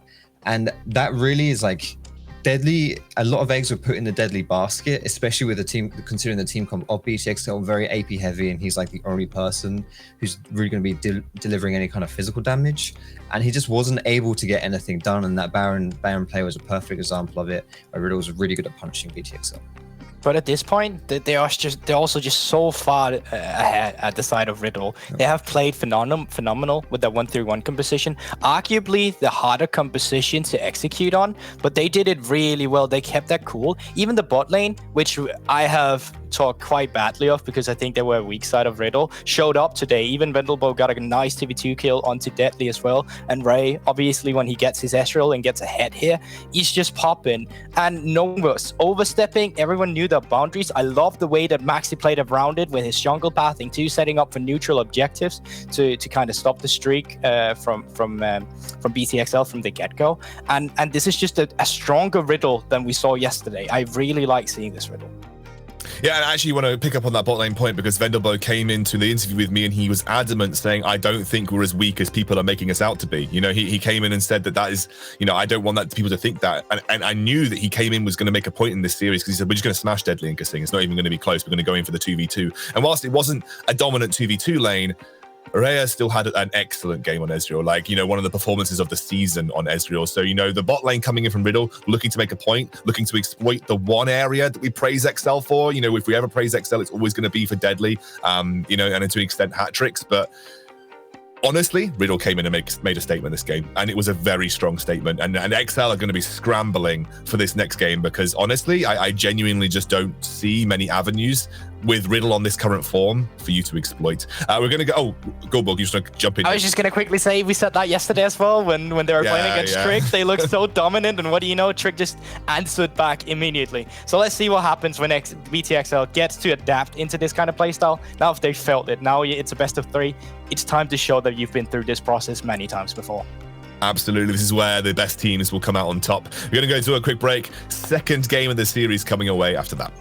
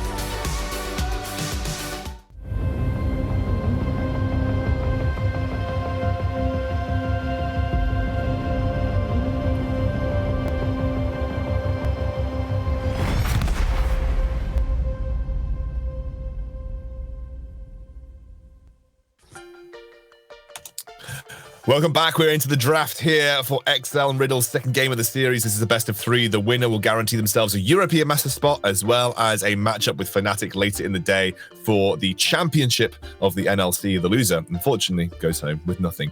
Maybe a small prize pool, I don't know. It is going to be Karthus and Nidalee. I was trying to make it sound dramatic, but then I realized they do get a little bit. Karthus and Nidalee band away here. Nothing changing much. Volibear as well for Riddle. XL, I feel like they need to shake something up, and they feel like it's the Kazakhs that was the issue for them, and they're going to get rid of that. That's just quite interesting, because I felt like, yeah, Max's Kazakhs, he's really good at reading the map and there's skirmish control with it, but he's also one of those champions that you can contain in a competitive setting, and I don't feel like that was the champion that just made or break or broke BTXL in the former series. But obviously they got different opinions than me, and they decide to ban it. Now, Raze, Ezreal, still up and available. Twisted Faith, still up and available. And it just seems like outside of the Kazakhs ban, it's the exact same draft as last game. Yeah, I feel like you just rotate, right? Just the same, yeah, the same ones. TF and Ez as well. Like Raya on Ez is just he's so good on it. And even in the series yesterday against Tricked, where he played it and lost, he's still, like that feels like the exception to what you see from Raya. It's definitely not the norm, and he was phenomenal in their victories when he was playing it. Last game he was really good as well. If nothing else, it's just comfort you're giving to him. You've got to have a good answer for it this time around. But this also, while I'm going out of the camera frame, tells me that we actually have a BTXL that realized that there were some mistakes in that game. We know how to correct these mistakes, so let them have what they played last game, and we'll know what to do different now instead. That can also be comfort instead of going against something new. Now, you opted out with the Ashe and Morgana. This was the bot lane that Fnatic took a game off against Fnatic when they had issues against them. So this is comfort for Fnatic for BTXL as well. Yeah, and it gives Deadly some scaling potential, straight up front to back, no fancy feet with the Kai'Sa. But again, you do have to be a little bit conscious when you're playing Ashe. You're playing into a Twisted Fate. Those flanks can be devastating for you with such a low mobility AD carry. And they haven't banned Vendelbo's Thresh, which is up. And if they lock it in, it is something that he absolutely smurfed on Tricked with yesterday. He absolutely crushed Trick with this pick, and he's very happy to go for it as well. Here's the thing, I'm pretty comfortable Morgs to beat a Thresh. Like that's the thing. Like, it is a pretty good matchup for Thresh. And the thing is, yeah, beforehand people were always like, we got a Black Shield, we can just, we'll just Black Shield whoever he hooks. That thing is like on a 26 seconds cooldown for Black Shield in the early game, and that just means that it's easy for Thresh just to bait it out one time, you wait, and then you go back to half the pressure. And also, it's an Ezreal. You don't necessarily need to do much as in Thresh in lane. You got loads of opportunity to roam around the map and have an influence there. We've seen Riddle likes to be skirmish heavy. Yeah, plus if you put some points into that Black Shield on Morg, you can make it so that Thresh doesn't instantly break your shield with just his hook, which is something that isn't always like Morgana players don't often respect that sometimes. I don't expect Kassim to make that same mistake, but it is just something where you can get a little bit more. If you put that magic damage down, you can break that Black Shield fairly easily, and Ezreal does do a bit of hybrid damage, so maybe that is something that you're going to have to be careful of if you're Kassim. Surely bang Gangplank. Yeah, absolutely. Like you just have to, right? Like you can't let Dogsy blind pick that, especially if you're going to go for a tank on the top side of the map. But Camille is open, but the problem is that Gangplank is just one of those incredibly good blind pick top laners that has carry potential, and I think there are a limited number of those available in the pool, which is going to make it a little bit harder for Dogsy to find something that works for him. But we might see him have that final pick. We might see him have that red side advantage in the top lane, and we'll see a jungler locked in here for Maxi. And there we go. Last time they did see that set was the opposing jungler. Now you can still play into what you kind of wanted to do with your composition beforehand with a 1-3-1. Now you have Nocturne. He's also a pretty great champion for just shadowing in a 1-3-1 composition, because he can just be hanging out in the jungle if someone's coming to actually divert this 1-3-1, trying to break it. What do you know? Paranoia is on the map and you can make plays. You can't TP while Paranoia is active, so it's also harder for the rest of them to actually answer. Here we see a classic, the Taxali Sin. It's also a redemption game, in my opinion. He has not been very good at this champion so far this split. I think, when you're combining a Twisted Fate with a Nocturne as well, that's always going to lead for some scary plays. And I said this last draft, when you see that Twisted Fate, if you can pick like an aggressive mid like the Syndra, and then and a jungler that can put some more pressure, like the Lee Sin, I was really feeling that. And they've gone for that exact combo this game. But I one asterisk there though is I do think that Nocturne beats Lee Sin early as far as kind of pure 1v1s. Like Nocturne is one of the strongest 1v1 champions in the game. If you can like block Lee Sin's one of his abilities with your W, if you can tag him with the Duskbringer, like Nocturne absolutely will beat the hell out of Lee Sin there. So he's got to be a little bit careful. But a strong mid set up there to try and put some pressure onto Doxy, and I really want to see BTXL be able to do that in this game. All right, final words here, Gulborg. What do you make of these two comps? Is this a quick Riddle 2-0? Do you think XL have answered a bit better this time around? I mean, Riddle's composition kind of does the same the last one did. They want to do the same thing over and over again, and they're not afraid to just. This time is actually easier for them to force fights because you got 3 front lines now as well with their Necton combined, where Gangplank was a bit of pseudo front line before. BTXL has gone for a lot more individual power, and they just want to push it in the early game. You got a Syndra to kind of hold down this Twisted Faith. You got the Lee Sin. This is speaking to me that they need to kind of get it over in the early game and then contain the snowball and get it rolling. And if they don't do that, they can be run over by the opposing side of Riddle. Well, we'll have to see. This is a big game for XL. It'll be one of the first times that they have failed to make the finals in the, I guess now Northern or UK League or the UK involved league. So if they don't win, it would be a huge loss for them. But Riddle, if they do, what a story since the middle of the split for this team. Unbelievable. Going into this game, we need to keep an eye on these guys because if they make it through to Fnatic, they're going to the European Masters. Going to hand over to our casters. It's going to be Trouble and Hitbrain as usual. So we'll hand it over. Thank you, Scoundrel. To be honest, if Riddle take this 2-0, it kind of shows that maybe Group A was a little bit tougher than Group B. True, never thought of that. I think that's actually like a genuine thing here. Now remember, this is now the 3rd game in a row that Riddle have beaten XL on. XL have not beaten this team yet, so they need to find this win. They've got the tools set up. I much prefer what they've got going on with their draft so far for XL. I also really like what Riddle have going on here. We talked last game about the level 6 tower dive. It's not really XL who have that now, but it is Riddle. You can jump in with the Destiny. You can jump in with the Paranoia. And Deadly, he's got no cleanse. He's got teleport flash. He's on the Ashe. He's fairly immobile. He is in like a very, very scary position where he could get dove at level 6 and just hard shut down. We know that Rai can pop off on Ezreal. We know it's just such a good pick for him. I don't know about this game. This could be Riddle going 2-0 versus XL, but they need to fire back. If for anything, Pride. We'll have to see what's going to be the outcome of this game.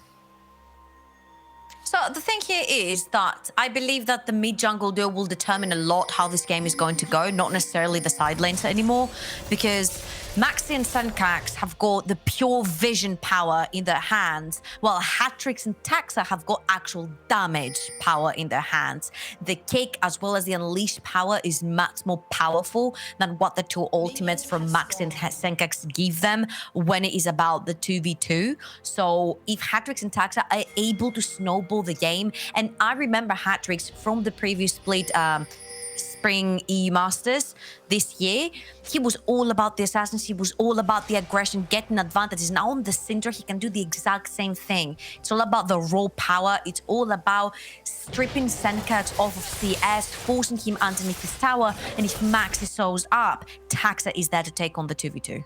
I do, though, worry about this top lane. We talk about, obviously, mid and jungle, but Doxy just has proven to be the better top laner. We say that as Ascender just get a bit of a beat up on him, but pretty much expected level 1 from the set. But level 3 onwards, Doxy should just be able to take over this lane versus Sendo, and that's where I start to worry, is there is a potential weakness in this top side for XL.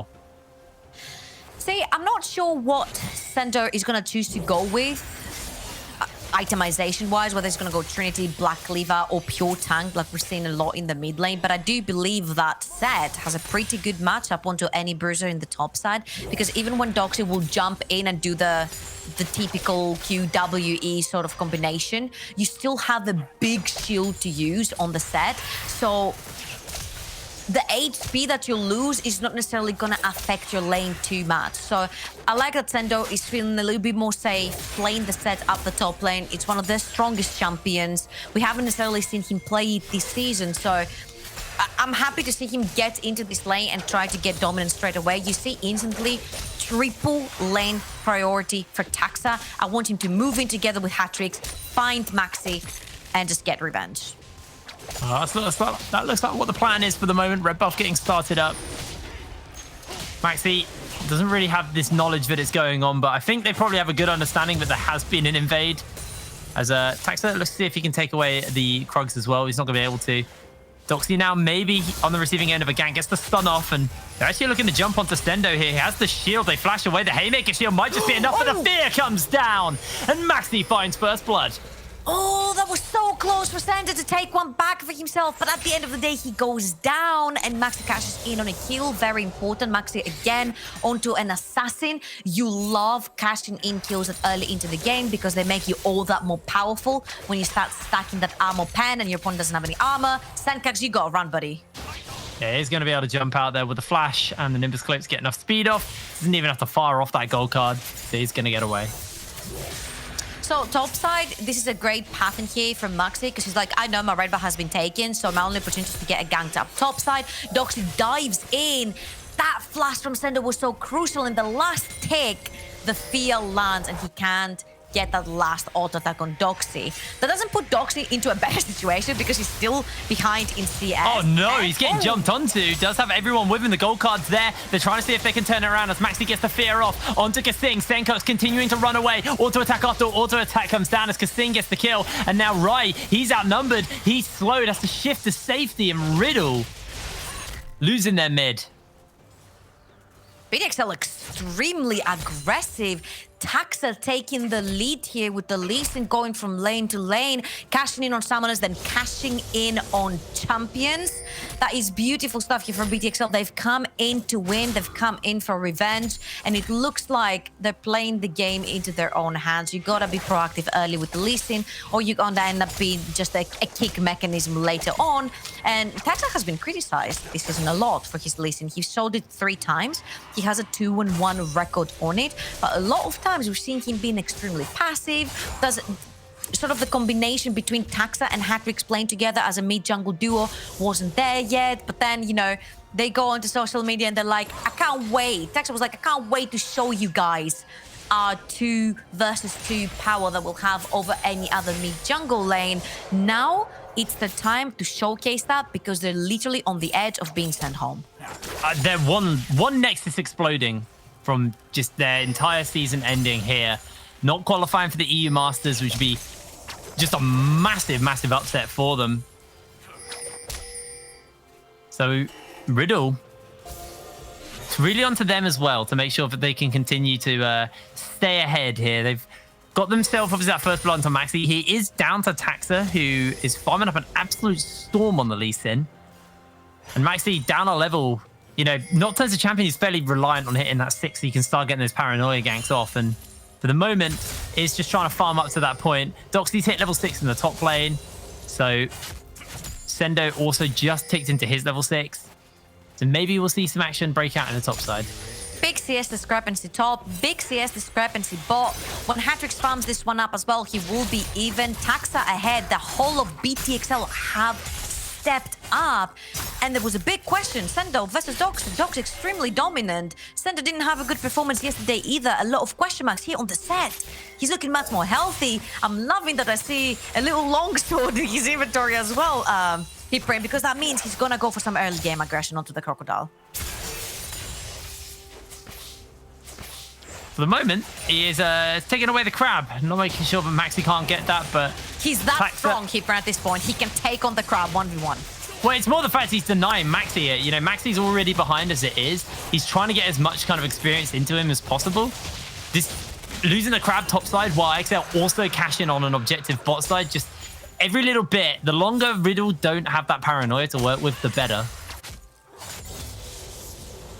Absolutely. You're still going to have to respect it, though, because even though you feel like Sendo could be stronger, you see that he's half a level behind, so Doxy has one up on him. And the second Maxi hits that level 6, you know that he's instantly going to use it. Now, the question here is that Senkax is level 7. Destiny has not been used yet. And if you look around the map, the only one missing a flash is Sendo in the top lane. So you could be looking for a double trouble with Max and Senkax when Max is level 6 to hit that top side. Well, they put the Dominus, they put the Destiny, they got everything on here. By Set, as he does get the slam down, but Stenkus cashes on the kill. Doxy's out of tower range, and Riddle, easy pickings topside.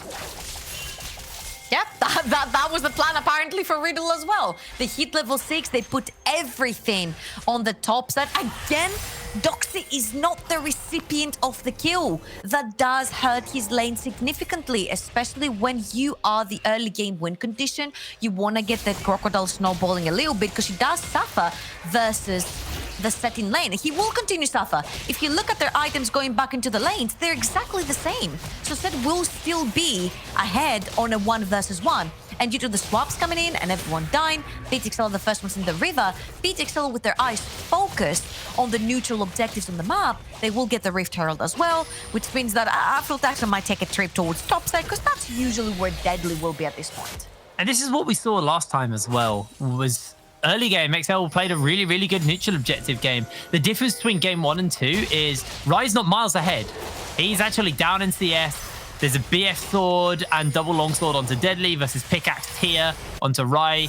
He is behind the curve as far as Deadly goes. So this time round, while they're losing objectives, they're not really gaining too much. They obviously have Doxy ahead of Sendo at the moment with the fact that they've been able to pick up those 2 kills onto him. But Sendo, he's doing okay and keeping up in CS. He's going to catch up on this wave, and it should just be enough to keep him equal in that department. Paranoia coming up in 1/3 of its cooldown left for Maxi, so we'll have to see where he decides to throw that down. Maybe they look to try and see if they can put Deadly behind. It's really hard when you've got flashes on everyone. I'd like to see them be a little bit more grouped up if they want to pull the trigger. But at this point, if you look at all the inventories, there's a BF versus a pickaxe, so Ash has a bit more power. Mid lane could be a potential, but then Hatrix is running the cleanse as well because Hatrix doesn't have any defenses on him. So for now, I would say that Riddle need to chill a little bit, try and farm up because Taxa is ahead.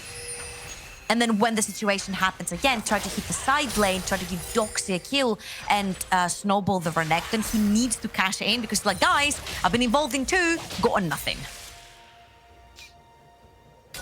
Well, now it actually looks like XL are setting up onto Senkux. They've got everybody here. They've got that Rift Herald. Senkux is coming forward with the gold card. It's going to land. It's the fear, the flay. Everything gets thrown down. The lantern is used, but they jump in and able to not secure the kills. The kit comes down. Maxi flashes to make sure no Rift Herald comes down today.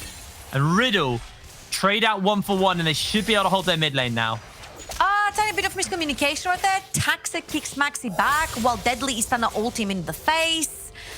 In the end, they end up losing 1 for 1, but nothing much is happening around the map other than the fact that Reye is taking free farm in the top lane. He'll be able to push that as well. A couple of CS and gold is going to be missed right there from Deadly. So all in all, I feel like Riddle got the upper hand again from that.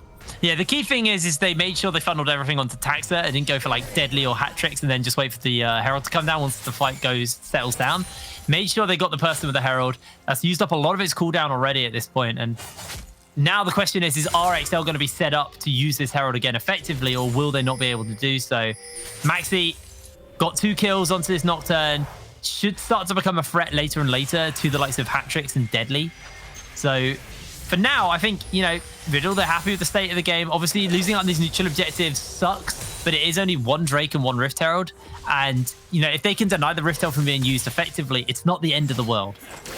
I think the Rift Herald here should be used in the mid lane. You put it down in the mid lane, you threaten plates in mid, and then you move towards the bot side river and try to go for a second dragon. BTXL want to stack them up. That was the win condition in the previous game when they fell behind as well. But here they're even. They're more than happy to take the fight. Essence River completed onto Deadly. He is stronger than a Manamune Ezreal. Hatrix as well with the GLP can control a lot of the river area with that item. So there you go. Rift Herald is going to go down. They're going to move straight to take that dragon. Doesn't mean Deadly's going to get the gold, though. So he will lose out a little bit on that, but the charge will come down. Tower will survive critically. When Deadly got the gold from the Rift Herald, he died last time. You know what Taxa said? He's like, no, you ain't getting none of that. Just come to the dragon. It's definitely a smarter play. Definitely a smarter play. They do get themselves the second dragon as well. We'll be looking at him Mountain Salt in this game. So nice if they can get it early. It will be somewhat delayed as they've been a little bit slow on taking some of these early dragons, but it's not massively slow, and XL will just cash in on mid lane turret here. Senkux That's huge. Steps out of the lane. That is actually huge because they took every single turret plating from the mid lane, and now Senkex will be in trouble if he sits in that mid without the tower. He could potentially get dived over and over again, so he has to be extra cautious on whatever he does on the map. Good thing is, 13 minutes in, Sendo... Oh, I was about to talk about the gold difference, but it got stopped. Thank you so much. Only 600 gold down. I have to hold that because things going down. He actually wants to stop, wants to stay alive. Rai shifts away from the arrow. And XL now looking just to commit everybody on. The kick connects onto Wendelboe. Rai doesn't have shift, does get knocked up as he flashes away to safety. Destiny's being used. They use the suplex and Rai goes low. Caught out by the face breaker. Rai will go down as XL finds 2. BTXL very decisive with a good old school BTXL dive down the bot lane. They bring the entire crew. They're gonna take that tier 1 bot lane as well, and they don't necessarily suffer any serious losses across the map. Just tier 1 bot lane going down for Doxy, and then Deadly is gonna be really quickly back, trying to go into the mid lane or top lane and get all that wave that's crashing in. Senkex was able to pick up 2 plates in the mid lane as well. So he got himself a little bit of gold. You can see he's actually 300 ahead of hat-tricks at the moment. Yeah. Mainly just due to the fact that he's been kind of fired up a little bit here. But they're throwing the paranoia down. And Sendo, you're on the receiving end of a little bit of hurt, my dude. The hook goes wide by Wendelboe, but he will land the flay. Uses the phrase breaker shield to keep himself alive for a while. And Doxy, this time he finally catches on the kill. Actually, even the lantern was thrown out for him. He was like, yeah, okay, you can maybe have this. And he's like, thanks, guys. I needed it. It's been 14 minutes that you've been killing my top laner. I needed one of these 3. So this is very important because they both have Blade of the Ruin King. Again, Doxy is not necessarily that far ahead. So Sendo is going to be feeling okay returning back to the lane. He's not going to feel threatened to die.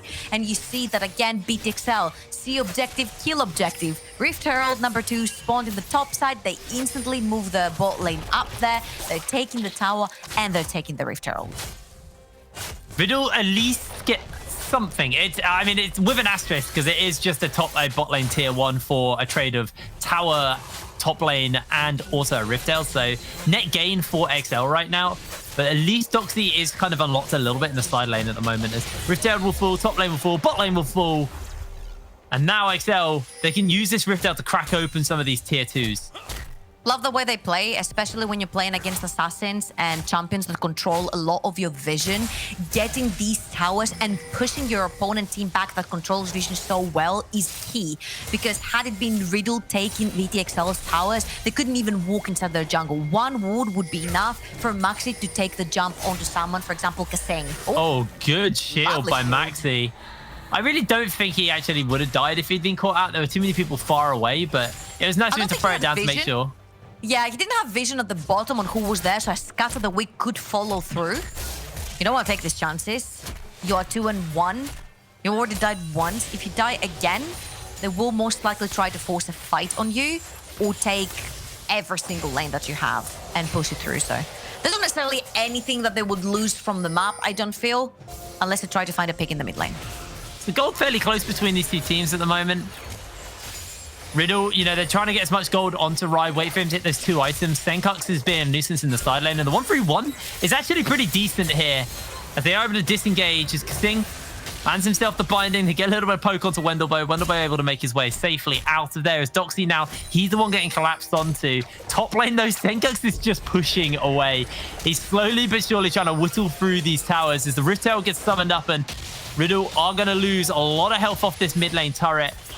Although Doxy does have Wendelboe making sure that they're not going to get a dive in this bot lane. And Senkex just quietly pushing away on the TF. Nobody deals with him right now. That is the last time he will actually be able to do that, because after BTXL take this dragon, which I'm expecting is going to go uncontested because they have no vision whatsoever in the bot side of the map, they're going to have to fight for Soul. Now, of course, Mountain Soul. Oh, they're destinying in. They've got the gold card. Looking to catch out one. The kick comes down, and Hat-Tricks could be in for a whole world of hurt. Great scout of the week comes through. But Senkex with the gold card is able to land it, but they haven't quite got the burst damage to kill Hat-Tricks yet. Doxy is able to cash in. So far, it's been a 1-for-1, and XL, they're the ones who've been forced away from the dragon. So Riddle look to see if they can get it. Maxi has no smite, however, so it might be a little bit too risky right now.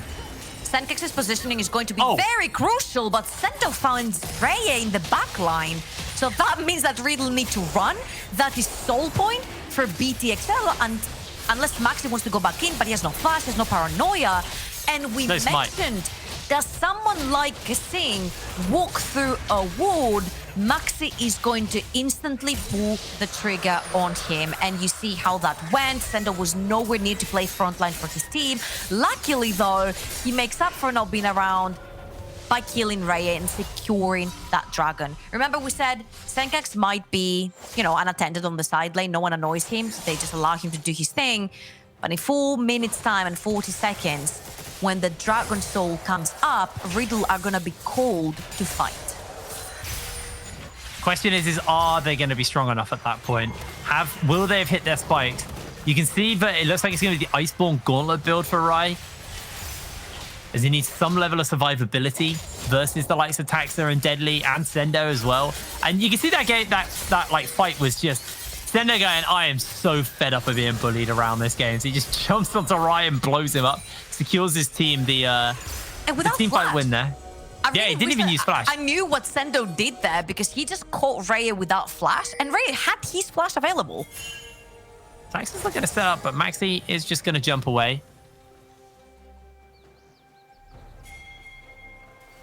Too much power on that Syndra. You don't want to have nothing to do with it. Unleashed power hurts a lot. There's no magic resist itemization on none of them. And let's go. Round 2. Senka's just gold cards.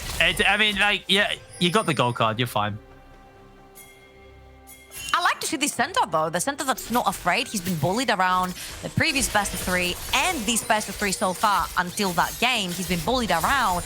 Now with the set, he's majorly stepped up, and he's the one that's taking the fight to Riddle. All that BTX will have to do is make sure they have vision on the sides of the map that's important to them, follow through with just staying alive versus Senkax and Maxi, and just try to fight for the next 3 minutes. Senkax actually pops the Destiny there, maybe spotting out if anybody's going to look for him. They do have that paranoia, but they're not actually going to throw it down yet. And Taxa just going to steal away some jungle camps. Maxi could be in for a bit of hurt here. The Warthog comes down, uses the Black Shield, keep himself alive as the paranoia has been used. The Ash Arrow goes wide, and Senkax has to flash. Is trying to get away a little bit here. They have the Orb. They have that Scat of the Week. They use the GLP. They use the Black Shield. A great Lantern by Wundelbo, though, means nobody's going to die today. No, that is the second kick that has saved someone from Deadly's arrow right there from London. And that was a good idea from BTXL, because had they taken that pick in the bot side, that would have given them a lot of pressure in the mid lane and the bot lane as well. They had 2 waves pushing. You see how the mid lane tier 2 is fairly low. That would completely break open the whole map for them, and they could potentially go for a Baron. Their Baron taking ability is extremely fast. They've got a lot of auto attackers on their team, plus Syndra is really good at taking neutral objectives. 2 minutes, Hipbrain. 2 minutes is the time we're looking for the next fight, and I think it's a time for an item breakdown. What's been completed? Because I see Riddle having a lot more key items. Now Hatrix finishes the Hourglass. I can say that this is a time that you want to fight, but you see that Sendo is again a little bit more behind. There's a stopwatch in Dox's inventory. There's a Black Lever completed. He's a little bit more ahead. The gold is pretty close. While the neutral objective game's been great for Riddle, the gold in general is fairly close. There is a 1,000 gold lead between the AD carries, Deadly... And the top laners, yeah. And the top laners as well. But Deadly is obviously ahead right now of Rai, but they're both on their 2 items, and Ezreal spikes very hard on 2 items. It's not the Triforce, it is the Iceborne, so they will be dealing less damage, but has a bit more survivability, and obviously more kite ability as well. The big difference is this Cleaver pickup here. Is they're looking for the Ash Arrow onto Senkax. Senkax's able to dodge away on it. So that arrow is now down for the fight. Oh my god. There's 3 arrows, 3 missed opportunities to pick someone up. You see that Riddle are more than happy to just walk into that bot side river. That is the whole hard engage that BTXL have on their hands. And Doc is like, cool, I'm unbothered. I have Maxi shadowing me. He's all the way down here with me. If someone engages me, I have my jungler together with me. We've warded the whole entire bot side of Tax's jungle so we can actually try to fight for that dragon. They're going to try and shut the wave in for the moment. Remember, the one thing that Riddle don't have working for them is they don't have a mid lane turret for the minion waves to bounce onto, so the waves will push fairly far away from them. Right, looking to spot Akasin, does miss out on the Q, and now it's XL's turn. They're the ones who are going to step forward and try and clear out this vision. It will be spotted out, though, by the Scryers, and Riddle slowly but surely trying to see if they can find their opening. Good Lantern means that Riddle won't be losing their AD carry yet to something like a Scatter the Weak. Wave crashing in the bot side, and it looks like Riddle, they want to start up this dragon. Rai's going to be the one to go for it. Destiny's been used, so they have the knowledge on where everybody is. Teleport's coming in, and it looks like XL looking to fight this. Doxy coming in forward. They've got that Destiny. Senkux with the gold card charged up, dodging away on all of the skill shots, but Taxa is now inside the pit, looking for his opportunity. Great face breaker comes down. The dragon's been secured, and that is Soul for XL, and they're just free to run through this fight. Rai is all alone, and he is going down. It's a double kill for Sendo. Senkux the only one standing. He'll eat the Ash Arrow to the face. He'll eat all of the CC, and Senkux will fall. An ace for XL. An ace for XL, a Dragon Soul for XL, a Baron for XL. Everything's going great. Sendo run them down in this fight. He is a whole new man in this game onto the set. He was shadowing Senkux the whole way down to that fight, and Hatrix was zoning away with the spears. That is so decisive coming in from BTXL.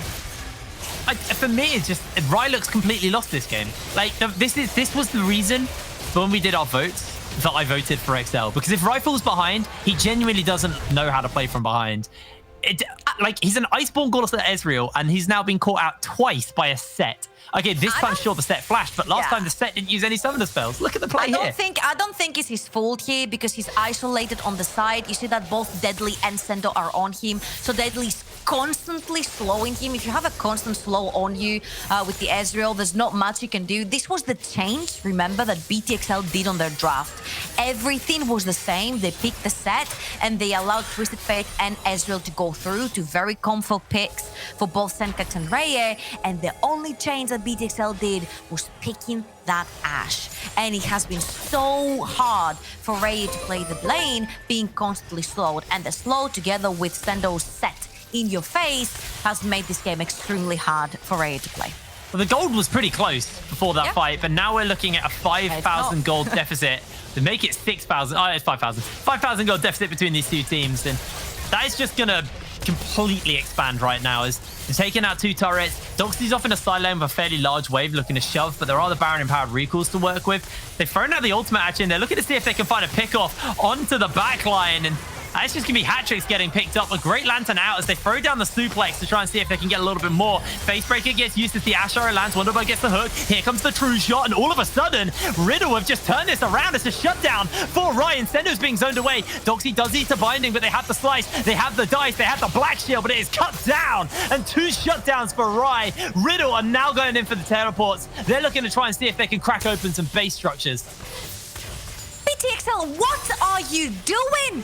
You've got the Baron on you, and you're playing careless versus a double vision team and an assassin. They could look to end the game right here, right now. This is so...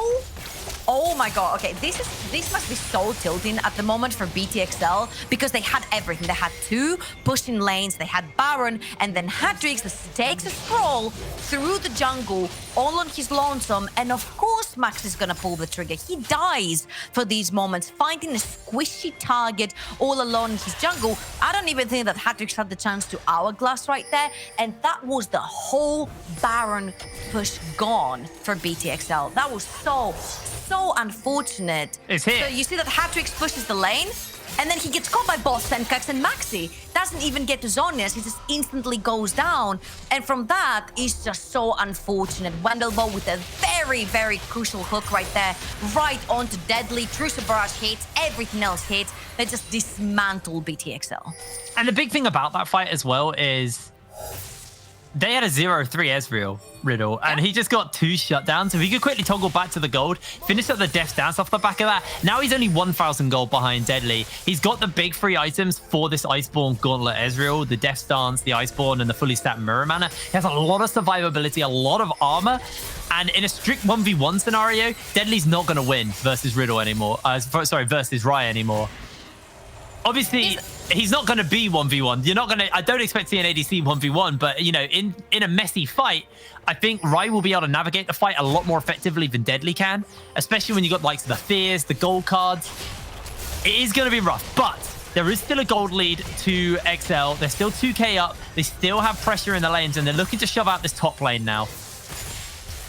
So here's the thing. They're just still hitting them with raw power. They know that BTXL, when they're all grouped up... Oh, wait a minute. They might Paranoia's on. Destiny's there. They're looking for the slows on to Sendo. Senkuk seeing if he can find his opening. It was just enough to scare them away. And XL is going to get forced out. It's impossible. When BTXL stack up as 5 men, it's impossible to try and run in if you're Maxi. You don't have Guardian Angel, you don't have a stopwatch, you will just instantly get CC'd and die. Because as you're flying in, the volley will land. And you're not going to have your shield anymore. So you're going to get arrowed in the face, bound in the face, kicked in the face, taken back into your team by Sento. There's just so many tools that BTXL can get that Nocturne out of the fight before he's even in it. Now, the thing is that you mentioned, I love that you mentioned the shutdowns that went on to Raya, because you know when you're fighting to try and complete that item, you're like, I just wish we could just hold on for like 5 more minutes just so I can complete my death dance. They just gifted that to him. Yeah. They gifted that to him, and he's going to be oh so much more tanky right now. They got a flank. Teleport's coming in. Wendelbow uses the cleanse. The kick goes a little bit wide. That's going to be the ulti back. Wendelbow's the one who's going to receive it all. Uses the stone plate to stay alive, but he will go down. Deadly secures the kill. And Doxy now on the run. Paxton doesn't have a kick. Hatrix can take a lot of damage. The True Shot barrage is there. Doxy pops the Dominus, flashes forward, looking to try and shut down Hatrix. Hatrix pops the Zalnias. They do have a GA to keep him going as Maxi is able to pick up one. Paranoia is on, and the fear is here. Senkux with the gold card landing onto the front line. They're able to take them down, and Maxi still in the middle of everyone, surviving up for days. And Rai, completely untouched, picks himself up a double kill, slows down Taxus. Taxus has to shift away. Doxy continues to chase into Kasing, though, and Kasing is just barreling to safety. Taxa blast cones away, and Riddle find themselves a fantastic team fight once again. Hatrix has misstepped more times than I can count in this game, unfortunately right there. But Raya finds a lot of critical damage onto him, and Riddle, very importantly, they stop the Elder Dragon from going to BTXL. They're turning the game around. 6,000 gold difference between the two teams has become just 2,000 gold, and if this Elder Dragon goes to Riddle, BTXL will not want to fight them, which means that the Baron will also go to Riddle. Well, they're using the Destiny. Taxa, maybe for a little bit of hurt, gets the Taxi away, throws out a gold card onto Kasing, gets rooted up in return as Taxa misses the Q. And this is going to be Elder. Picks up for Riddle. The Asher is coming in from downtown. Gobbled up, though, by Doxy to make sure they're not going to get that one. GA finished up onto Maxi. GA on cooldown for Doxy. And Riddle, they had their backs to the wall in this game. They really, really did. But they are finding their opportunity to bounce back. XL, they're not giving them breathing room, though. They want to start up this Baron. They want to pull them around the map as much as possible. BTXL instantly pinged the Baron. They know that's what is in Riddle's plans right now, because Riddle are just basically going to invite you in. They're going to be like, sure, we're going to take the Baron. You want to fight us? We have Elder Dragon. This is such a rough situation for BTXL to be in right now, because major items have not been completed. Death Sentences to Sendo, Death Cap onto Hatrix are still yet to be completed there. So that is a big, big issue for them. Whilst on the other side, they've got the big items completed. They had them the previous fight. The fight that BTXL threw made Riddle complete their items, and then they fought them. And they got the dragon. Now, I really want to see Riddle move onto the top side of the map, invite BTXL in, and finish the game. I actually got a little bit baited by the Elder effect on the champions. I thought that Senkux had the blue pot for himself. But let's have a little look at that fight once again, because it looks like we're in a bit of a chiller spot for the moment. Yeah, and they go for Wendelbow. They had so many... Sendo had so many targets, and he goes for Wendelbow. Fine, I respect it. But Hatrix just moves on from the wrong path, and instantly punishes that. No, they got the arrow. It actually gets dodged away, and that's going to be enough for easy pickup for Deadly.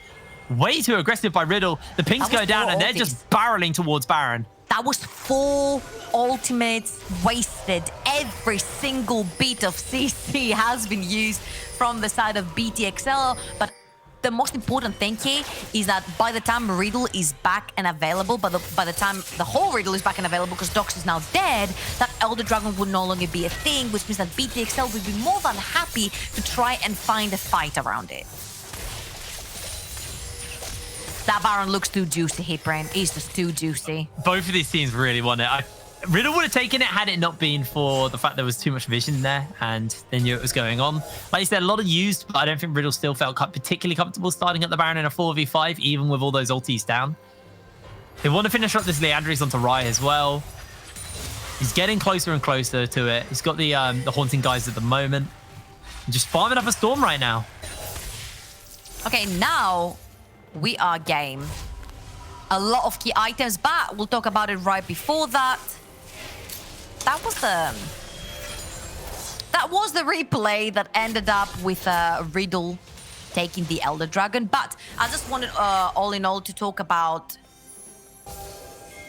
That was the replay, right? Yeah, that is. Yeah. About it over and over again. Okay, it is. Okay, I got a little bit baited right there. But all in all, there's a lot of key components and items that have been completed for both sides. Now we have Death Cap onto Hat-Tricks, which is very important for the Syndra. The second he presses R, it's going to be extremely painful for whoever eats that ultimate. And on the other side, I don't think that Senkax's Death Cap is as strong as it is on the Syndra. And most importantly, Sendo has his Death Stance. His survivability has gone up. He'll be able to play a little bit more in that front line. But the poke from Rai is going to start to get really annoying now. He's got the Leandris finished up. True shot barrages are going to hurt, especially if you start a Baron. If you all get clipped, you're going to get fairly heavily chunked out by Rai. As Wendelbo knows this is going on, the Destiny gets used. They are committing. Teleport comes down. Deadly takes a bit of a chunk from the true shot. Sendo just going to walk in, try to throw it back Maxi, but Maxi has the fear to work with. They do land a stun onto Doxy on the back line as he's trying to dodge away for the moment. The paranoia is being used, and actually, it looks like they are just going to separate everybody on all fronts here. Sliding in, looking for Deadly. Deadly's going to go down. That's the shutdown picked up for Maxi. Hat-Tricks are a great scout of the week, trying to catch up Wendelbo, but Rai shifts in forward, going to force him to use that stopwatch, and Rai is going to miss as the flash gets failed, the teleports get used, and this might just be game. Sendo is going to get zoned and taken down. Looks for Maxi, but Maxi will finally fall. They're teleported into the bot lane. Somehow, Sendo's getting a double kill play going down. Doxy, it should be able to kill him here, although there's a lot of damage coming through in the time. They are able to finally get it. Gold card's going to land, but Taxa actually has a black shield to work with, and Rai is now 1 versus 2. Has to use the stopwatch to keep himself alive. The minions are onto the towers, and now Taxa's going to go golden. Rai's going to get taken down. All of the CC's landing, but Rai is surviving. He gets one. He actually got the outplay there. Rai, that was insane. Oh, you wanted to gift him some kills, BTXL? That's what happens when you gift him some kills. 6 and 3, 700 gold bounty onto his head, and that was a disastrous fight for BTXL up the top lane. You see here, the end of actually this fight, where they try to take the TP down there and they try to actually end the game, but Taxa finds a very, very crucial kill. Had that not been the case, I do believe that Raya and Senkax would have finished the game and BTXL would have lost all hope. You know that somewhere in the background, Nico the Pico is rubbing his hands together, because yesterday he said, well, the main team from XL didn't make playoffs. How about this team from XL doesn't make EU Masters? It's looking dicey, as Orcs likes to say. I don't understand how Rai did that. That was incredible how he survived. I know Death Stance obviously helped him significantly there. He's obviously got that Leandri, so he's getting the ramp up damage, and they have been spotted out on the Rift Tail, but Elder's just getting started up by XL. This is going to be their return to that. Destiny gets used so they can spot them out. They know this is going on, and actually the backdoor's coming through from Senkax. He's got the Lichbane. He's gonna be able to take the structure down so quick, and sure, they trade out Dragon for Baron, but at the end of the day, Riddle, they're okay. They just got 2 inhibitors. They've got waves that are going to constantly pushing into XL, constant points of pressure to work around. So Riddle, I think they're okay with this trade.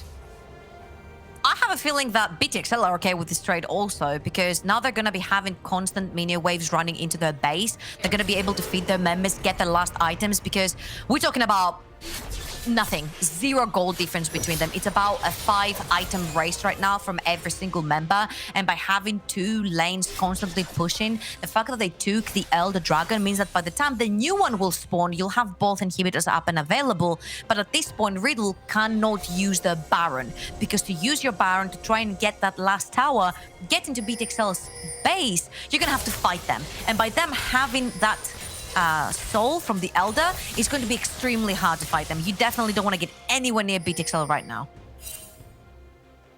You can see that as well. Riddle just playing nice and far back. We'll just push our ways from here. It's fine. I think they're okay with this. Like, they'll wait out the Elder and then see if they can find something after the Elder has worn off. Item breakpoints, you know, are well past at this point. Rai's got his full build. He's picked up the Zon. This is his final item. We'll see what Stenkux decides to go for next. Probably a Zonius for himself. He's a little bit weaker comparatively to his ADC at the moment, but GAs are going to both be up as well by the time this Elder wears off and this Baron wears off. So you have to keep in mind there's a lot of resurrecting going on Riddle right now. Kind of like a reset, isn't it? When the Baron wears off, and the Elder wears off, and the Guardian Angels are coming back up, and the items will be completed. It's kind of like a reset. It's like the whole game did not happen. Everyone will have inhibitors. Everyone will have their crucial items up and available for them. Everyone will have summoners. It's a 50-50. It's who's gonna play the team fights better, who's gonna find the picks better. And that is it. It's a reset. It's a 5 versus 5. How is BTXL going to handle this? A clean slate. Level 18 onto Rai. Level 18 onto Hatrix. Means every one of his Syndra upgrades has been upgraded by his passive. Rai dodges well on the Ash Arrow. They are fishing for it, but it's on a fairly short cooldown at this point. 3 points into R. Obviously got the cooldown reduction from the Essence Reaver as well. Elder has now worn off while Baron is on for a little bit longer. So Destiny's going to get used, and this might just be the moment where Riddle looks to try and crack open a few more structures. Stenkux actually just TPs in a little bit further up in the lane to shove the wave forward. And now Excel may just look to collapse onto him. Sendo's going to be the one to deal with it. Doxy's got Maxi in his pocket. Sendo's going to have to grab this Baron, this super wave up in the top side as Doxy has a very, very big wave. He's shoving him forward, and this will be the last outer turret going down as Riddle are looking to try and crack open a mid lane inhibitor as well here. Kick lands onto Wendelbow. Rai's just going to step back, and that's going to be the end of that tower. Only 2 towers remain here for XL as Rai is slowly but surely cutting through that inhibitor. Bot lane inhib should be spawning up somewhat soon as they are going to try and slowly push in these waves. Riddle, it's a matter of syncing up these last few Baron waves you have to work with. This Baron has just about finally dropped off as the Ash Arrow connects onto Wendelbow. Wendelbow cleanses. Remember the blank slate we're talking about? It's not going to be a blank slate because Riddle are going to go straight for the brute force because they can fight BTXL if they don't have an Elder Dragon on them. And they're going to try to take the inhibitors first and then try to choke BTXL because when the big objectives come up and BTXL have a bunch of super minions running into their base as well as having the threat of Senkax and Doxy getting into the base and backdooring, they're going to have to take a really big decision there, and it might be the wrong one. It's very, very tempered here from Riddle. Deadly jumps in forward, actually looks to chunk out Wendelbow. The lantern comes back into the fray. Rai shifts away to safety. Wendelbow holds his life. Here comes the paranoia. They're looking to jump in onto Sendo on the backline. He tries to go back, but Stenkux able to get the damage off. He's looking for a little bit of space, able to get it with the shield as Rai starts up the mid lane inhibitor. Wendelbow dodging away as the GLP does connect. He's going to take the Dark Spear from Hatrix to the face. Mid lane inhib finally falls down at the cost of their support, and it will be the cost of Doxy as well. Dodging out on the binding, pops the stopwatch. The rest of the team are just going to give up as Rai looks to run away and try and kite Sendo. Should be able to do so as Doxy, he's just going to try with his dying breath to take down that inhibitor bot side. Will go down though, half healthing it. 2 inhibs down, and Riddle, they can reset and get out. Very crucial. What summoners are we missing from that? Because yes, they take the inhibitor mid lane, but at the end of the day, the other 2 have respawned, which means there's not necessarily huge threats coming into the base of BTXL. They can continue pressuring the mid lane over and over again to try and reach these side rivers to try and contest either for the Elder Dragon that's upcoming or the Baron if they wish. But the thing is, Doxy, Maxi, and Wendelbow don't necessarily have flash.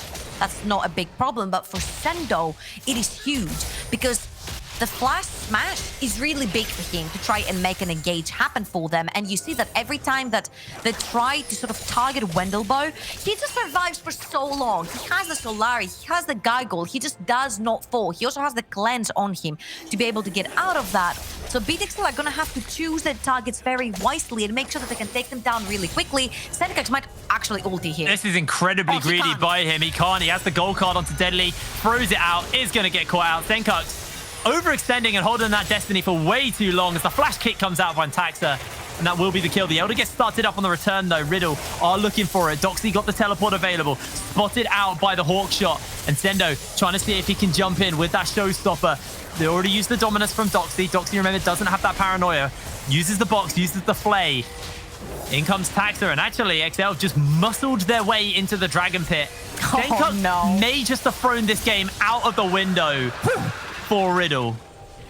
Oh, that was too close. If Reyes stole that. And I can't really blame Senkax there because he was trying to exert some pressure on the sideline. This is what Riddle does. But if your team is not in place to take something else across the map, it's not going to happen. Elder had not spawned. Baron had not spawned. That means Riddle only threatened the side lane, and BTXL dealt with it very easily. They got both major neutral objectives, both the Baron and the Elder, and now they will be the aggressors here. Doxy could get caught again. Yeah, Doxy able to dodge away on a little bit here. Should be able to get out as the arrow is coming down. Shifts into it. Kazing pops the chains, and Doxy now has a lantern to get away to safety. Baron and Elder picked up as the teleport's actually been used by Ryze. Going to use the ulti, try and cut through. Remember, they got those Baron-empowered recalls, so Hatrix is going to be the one to go deal with that. And Rai just shoves the wave in, actually forces someone to reset, but now Destiny's been used by Senkux, and it looks like XL are just going to try and muscle their way into this. They've got the members, but Ryze trying to get the base off in time, trying to get himself back as this tower is going low. Hasn't gone down yet. Rai does rejoin the team. Paranoia's been used, trying to slide in. Remember, they've got Elder, so they just throw him back. Gonna pop himself the Elders. The GA will revive him up for the moment, but the Lantern won't be used, and Maxi's gonna go down. Sendo finds the kill. It's a 4 versus 4 inside the base, but they've got their mid laner coming back.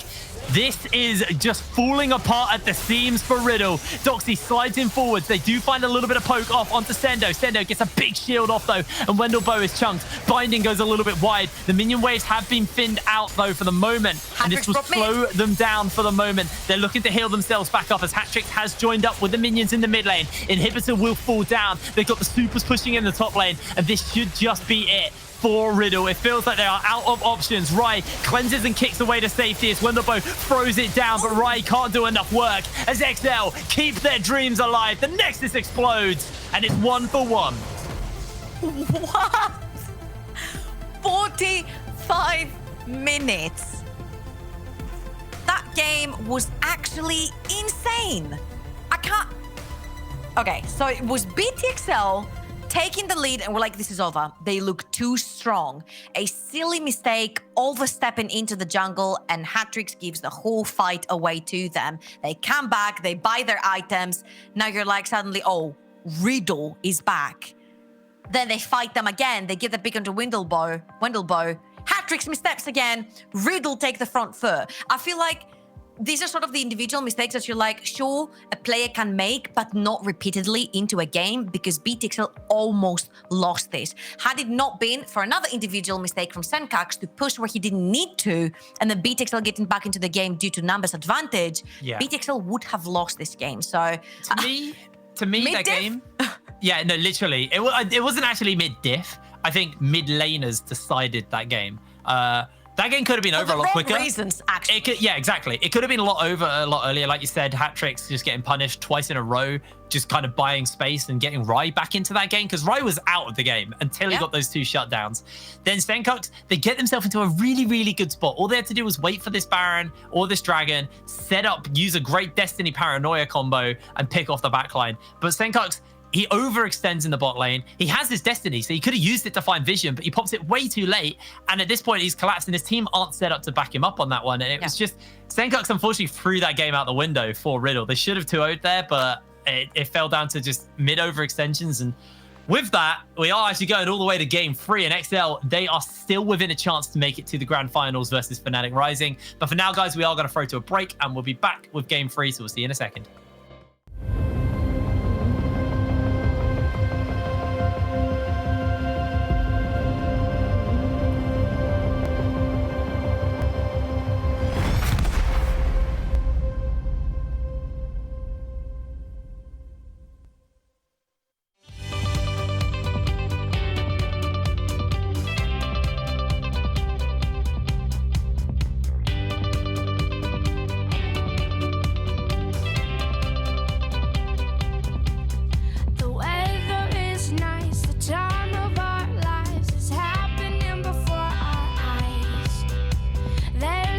stopping us once we've started up in the morning light.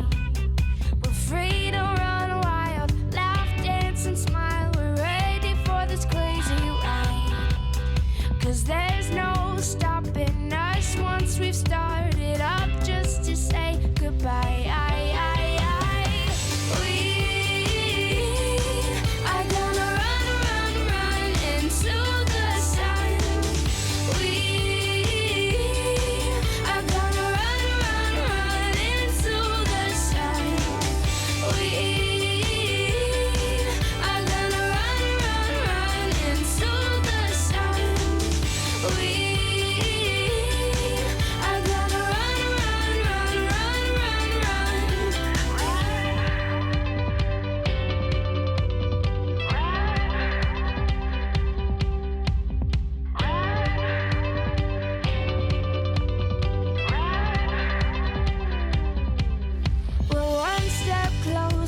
To our dreams that color bright like autumn leaves. Not looking back, we're not afraid to fly. We're forever young and we'll never die. We're one step closer to our dreams that burn as bright as we can see. We're gonna jump out, climb so high we reach the top of the endless sky.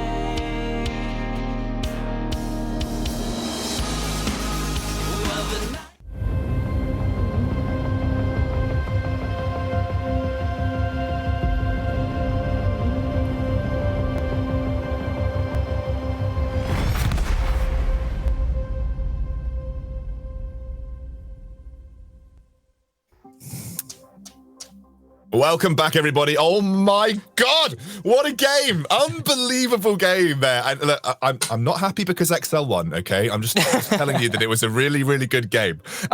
It was absolutely nutty. Like the late game felt like it went on for forever, that game. And honestly, it was just some individual decisions. The one that really sticks out in my mind, though, guys, is what on earth was Senkux doing? Like running down the bot lane, like, and then they all collapsed on him.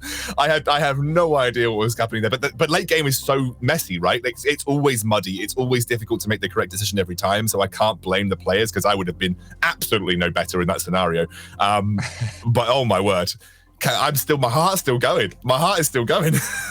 I think we have that Senkux play, actually. We can take another look at it for the play of the match, as unfortunate as it might be for Senkux. Is this actually the one that you chose? Legitimately it is. Because this is it. This is it. This is what kind of turns this stalemate of a game. 42 minutes on the clock. Senkux and Riot had already been trying to do lots of backdoors this game, and I think Senkux maybe just got a little bit trigger happy to try and do something else. In response, Riddle try and take the Elder Dragon, but they can't do it. You don't have the damage for it. And so now you're in a 4v5. BTXL already have Mountain Soul, by the way, so their Elder Dragon is even stronger. Plus, this is the second Elder Dragon, which that's a bit of a butt clench moment, not smiting it as the Ezreal ult comes through. But that also leads to the Baron. And then from that point on, you know, BTXL is heavily favored to break this ridiculous deadlock of a game, and that's exactly what they do and tie the series up. And that's just what happens in a moment like this. One death is all it takes to turn around the game when you're 40 minutes into the game. Like, holy moly, the way this game panned out, I'm honestly lost for words to be like, this went wrong and this was not good enough, because there was loads of it. So, you know, Foxy, if you want some payback for me, you know, drinking out of that Danish mug, it's now you gotta take it. He's looking around for his Captain Brexit gear. He's Yeah, I don't know. Do you guys have co-op in Denmark? If this is a British thing. Wait, no branding. Get the branding off the stream, Foxy. Okay. No, but like, you know, legitimately, that was such a fun game to watch. And I think for XL, you must be roaring. You must be like absolutely mental, like insanely high. And for Riddle, this is now about a big mental reset, because losing that game, it was pretty much almost guaranteed in the bag. I felt like I think I was at 35 minutes. I was like 2-0, it's done. Like, just go, GG, go next. And somehow XL kept this game going. Do you change anything is the question. Like, what happens here? Is Nidalee still worth the ban? Do you start to think about the Ezreal? Do you start to think about limiting the Ashe, getting rid of that off the board? Because that was obviously such a big part of Deadly's kit, and he was such a big carry in the late game. Like, are there changes that need to happen for both sides for this next draft? I think specifically a lot of it came down to execution for this game, and you can argue that there would have been some draft points that would have been better. I think that you can handicap Riddle quite a lot if you take away the Twisted Faith. He is like the backbone of every Riddle team composition. It's the 1-3-1 they're going for. So, I mean, if you want to take something away, obviously that raised Ezreal, even though the game got stalled out a lot, it's also a huge power pick. But yeah, I mean, it came down to execution, in my opinion, rather than a lot of draft. Yeah, and whatever happens, you know, they say that winning that second game is huge in a best of 5. Well, even more so in a best of 3. So we'll see what happens when we come back from break. I think whatever happens, it's quite clear that the best team is going to be going to face Fnatic. I think quite clearly we've seen some insane League of Legends here, but Fnatic are probably sitting there rubbing their hands thinking, okay, yeah, we're feeling all right. Look, guys, we're going to go to a quick break. We've got our final draft of the series coming your way. We'll see you soon.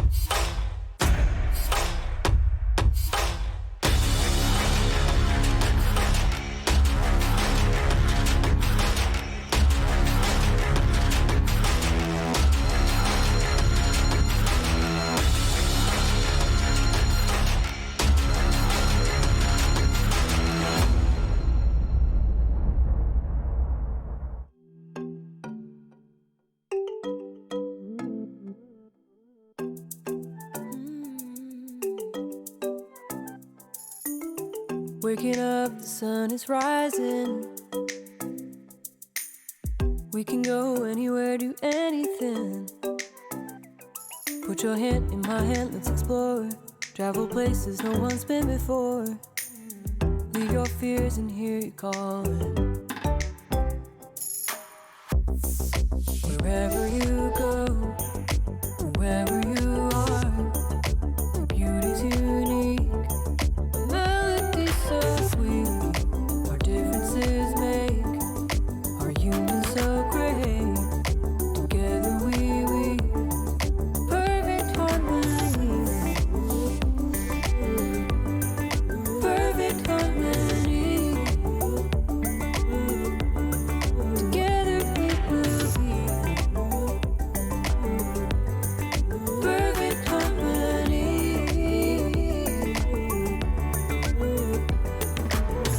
Let's get lost in a forest of green.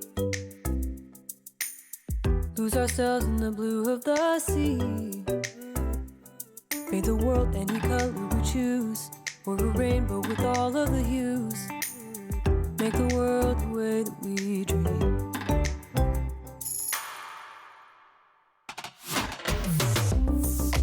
Wherever you go, wherever you are, your beauty's unique. Melody so sweet, our differences make our union so great. Together we weave perfect harmony. Perfect harmony.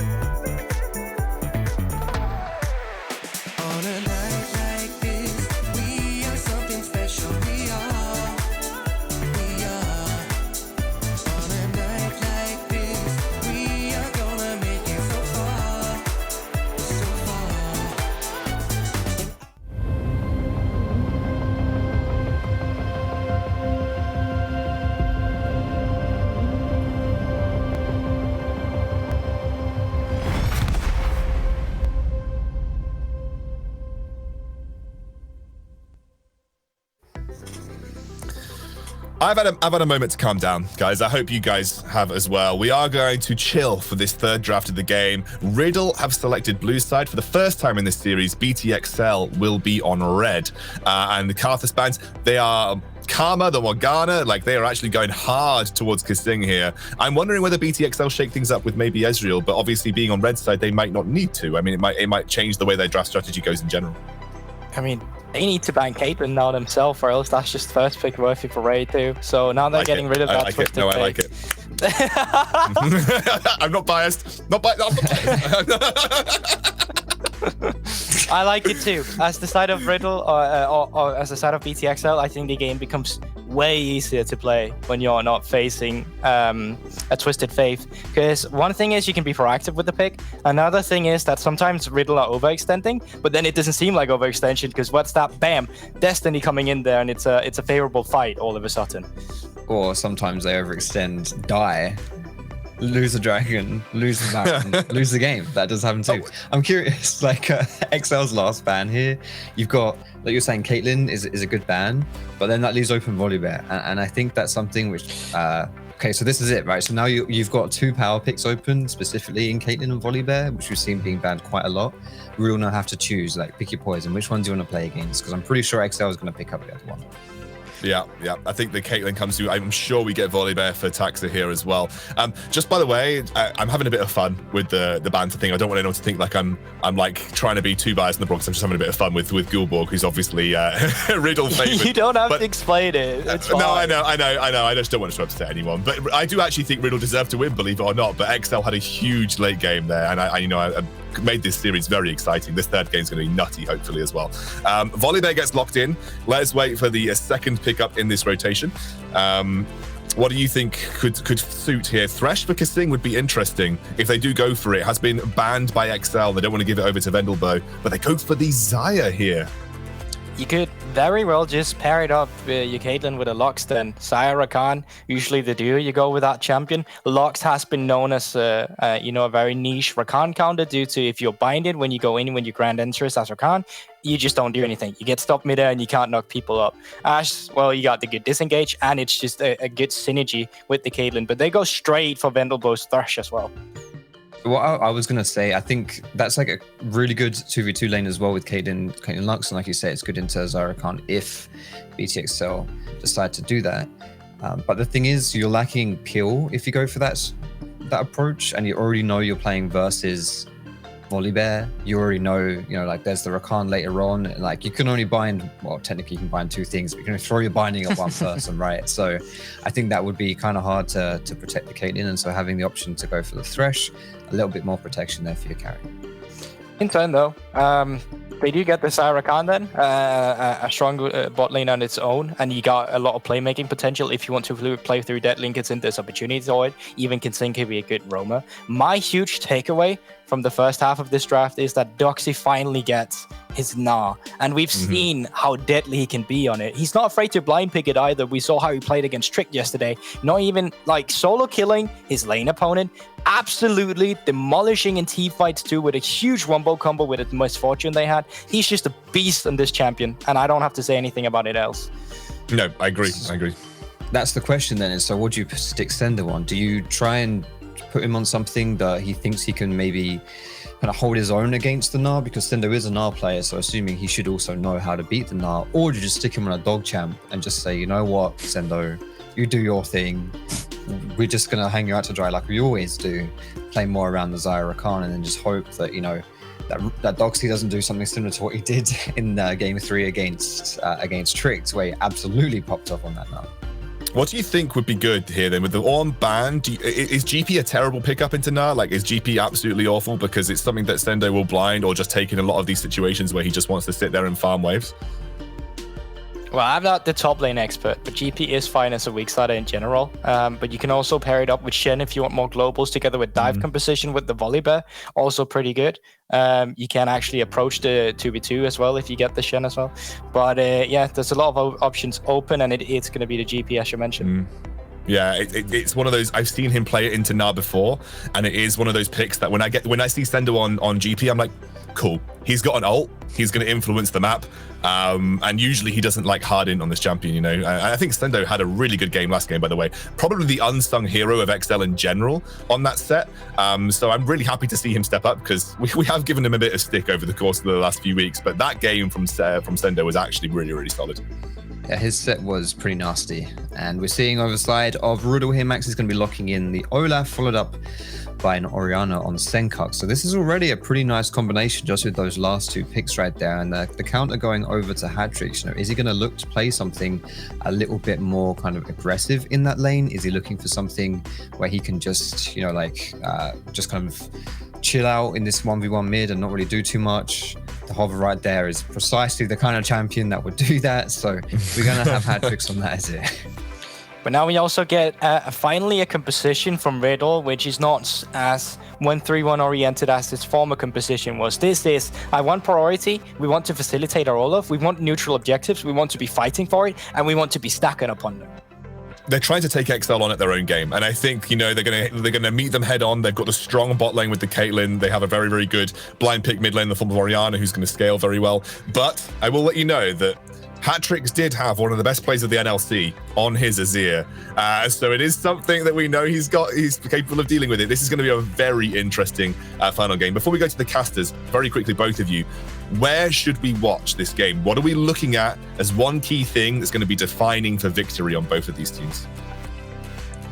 For XL, it's bot lane, for sure. Like, you don't pick an Azir and look to do too much. You don't pick a Gangplank and, you know, try and play around them early either. So I'm just, you know, Zyra Khan, you got Volibear there as well. Gangplank Holt plus Volibear is an insane combo to just run people down. So I think that's where it's going to happen for XL.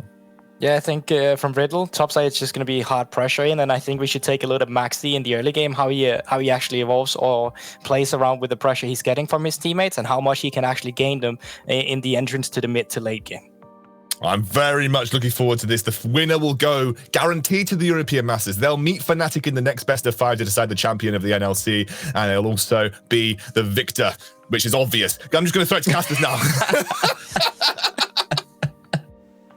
What are you doing, mate? What are you doing?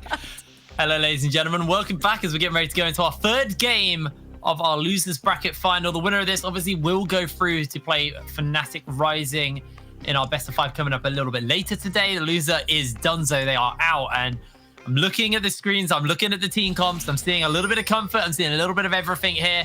Doxy's got his Gnar. Deadly and Kasing have the Xayah and the Rakan, though, and I do want to talk a little bit about that. Okay, trouble fact of the game. Deadly and Kasing on the Xayah Rakan, they have 100% win rate in this season's NLC. They've only played 2, but these 2 that they have played, they've been extremely dominant.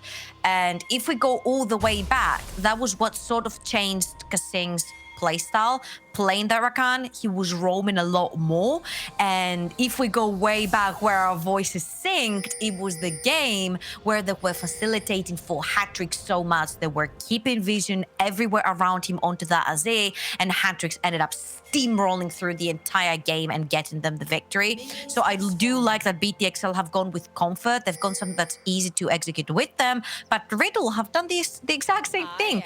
S tier ADC Caitlyn does not see the light of play, and it's in Reyes' hand. Reyes had a great performance in both the games, even the one that fell behind previously. So now on the Caitlyn, we're expecting great things. It's been a really, really good series for Ray. So now, like you said, getting his hands onto such a powerful ADC. I have to see whether or not he can pilot this well. Talk to me a little bit about this bot lane. The fresh Caitlyn versus the Xayah Khan. What do we expect to happen in this lane? Caitlyn is usually a really hard bully due to her range, and Deadly and Kasing are going to suffer here because Kasing cannot engage on his own. Wendelbo will have the one up on him. He has the flay, he has the hook to bring him back. Rakan is extremely squishy as well, so Ray will be able to punish with traps. So in general, Caitlyn is a very, very big lane bully. No ADC, no lane will have a good way around it, but pair that in with a Volibear coming down bot lane, and as Foxy mentioned, when Sendo pops down the Cannon Barrage and slows the Caitlyn in the thresh, there is a lot of kill potential. The reason why the Gangplank and the Azir were picked were so they can just farm in their lane, be a little bit more passive, and not need a lot of assistance. Because you need to shut down that Caitlyn early on before she starts hammering on those tower platings. I mean, you say they play passively, but so far Sendo is just walking into Doxy and just constantly proccing Grasp whenever he can on him. He's doing a really, really good job of kind of getting himself ahead in this lane early. That is Sendo's passive. That's what his passive looks like. Level 1 Gangplank is infuriating to play into. Gangplank's my second most played champion, and I hate playing into it. Really? Yeah. I cannot chain the barrels to save my life, so props to you. Props to anyone playing Gangplank, honestly. Took me a little while, actually. Yeah. I'm not proud of how long it took me to learn to chain barrels. Could we see a dive? Taxa is all the way in the top side. He's securing Scuttle. There is absolutely zero vision for Doxy. I think we could have, but Sender took a tower shot. And he got, like, just chunked quite low. So I actually think we probably could have, had they not taken that tower shot. But for now, the shove's coming in the bot side. Hook's going to hit a minion from Wendelbow. Keeping away from Deadly and Kasing. And now they've got their level 3 marks onto Deadly. Kasing should be closing in on his level 3 as well soon. And at that point, he does have a lot of safety. He has the ability to jump in and ping out. Meanwhile, in the mid lane, even in CS, but Senkux is getting bullied by Hatrix right now. This is Hatrix's champion. This is his best performance was onto the Azir. That triple kill, that 1v3. I think he was versus Tricked as well. Was extremely insane, and right now you can see that he's holding his own. He has fallen a little bit behind on the CS, because a lot of times when you're the aggressor, when you've got your mind a lot on poking as well as CS and pushing the lane, that's 3 things that are happening at the same time, you're bound to miss a little bit of CS, which Orianna will be more than happy with. Yeah, I mean, it's not even that much CS. It's 2 CS at the moment. So Senkux is, completely fine. Did obviously just teleport back into the lane. Not the most optimal back, but I suppose you get your Dark Steel, you get a refillable, get a extra Sapphire Crystal for a bit more mana to play with, and Senkux will just let to try and scale up a little bit more. For me, the eyes are on, these team fights, these level 6s, when you've got that Shockwave available. Can Senkux land the key one? Because yesterday we saw Hatrix play the Orianna and probably lose the team fight off the fact that a Shockwave just hit no one on Fnatic Rising. Yeah. Very true. And it's not going to be very easy for Senkux either here, because he's going to have a cannon barrage happening in front of his face. And Taxa on the Volibear will most likely be jumping very close to him to try and reach the backline. So it's definitely not going to be an easy game for Senkux to play through. But putting the ball on someone like Doxy or Maxi, who will be looking to dive the backline, could be the solution here. Look at this roam from Riddle. They're bringing both their bot laners up with the jungler to try and see if they can spot Taxa out. Taxa's actually just pieced out and gone to the other side of the map. And then making sure they've given up, basically.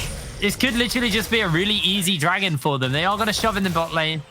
Once again, just to make sure that they do have that prior to start this. Max is going to head over and pick it up as Hatrix eats a Shockwave as he fails the Emperor's Divide. Senkux able to hold his own 1 versus 2 as Taxa's now making his way over. Will spot out Maxi. Oh. Hatrix, remember, doesn't have his ultimate, but neither does Senkux. Senkux a little bit lower, however. But now Wendelbow and Ryan making their way over. He's flashing in. He's got the axes to work with. No Ragnarok. Instantly stunned up. The shields are there. Cannon Barrage comes down and Hatrix dives into free. This time doesn't have the outplay as Rye finds first blood. Nets back looking for Taxa. Eats the Sky Splitter, though, for the slow, and he's going to get out. What was that? You know the bot lane has priority. You know they're coming through. There's no need to dash in. You're giving away so much. You said he was unsuccessful with his ultimate mid. I'll say he was successful because they took Senkux's flash. That was an easy repeat gank from Taxa right there. An easy kill onto the Orianna had he not run into full members of Riddle and lost both his flash and his life, and very critically, given a kill over to Raya on that Caitlyn. Onto the champion who, relies on getting a good early game to actually get relevant and to avoid that power trough, which Caitlyn has. Because Wendelbow going to dodge out on the grand entrance. It is obviously a Zyra Khan, so it's pretty hard to actually catch them out. You have to be pretty on it with the flay or the hook. Yep, agreed.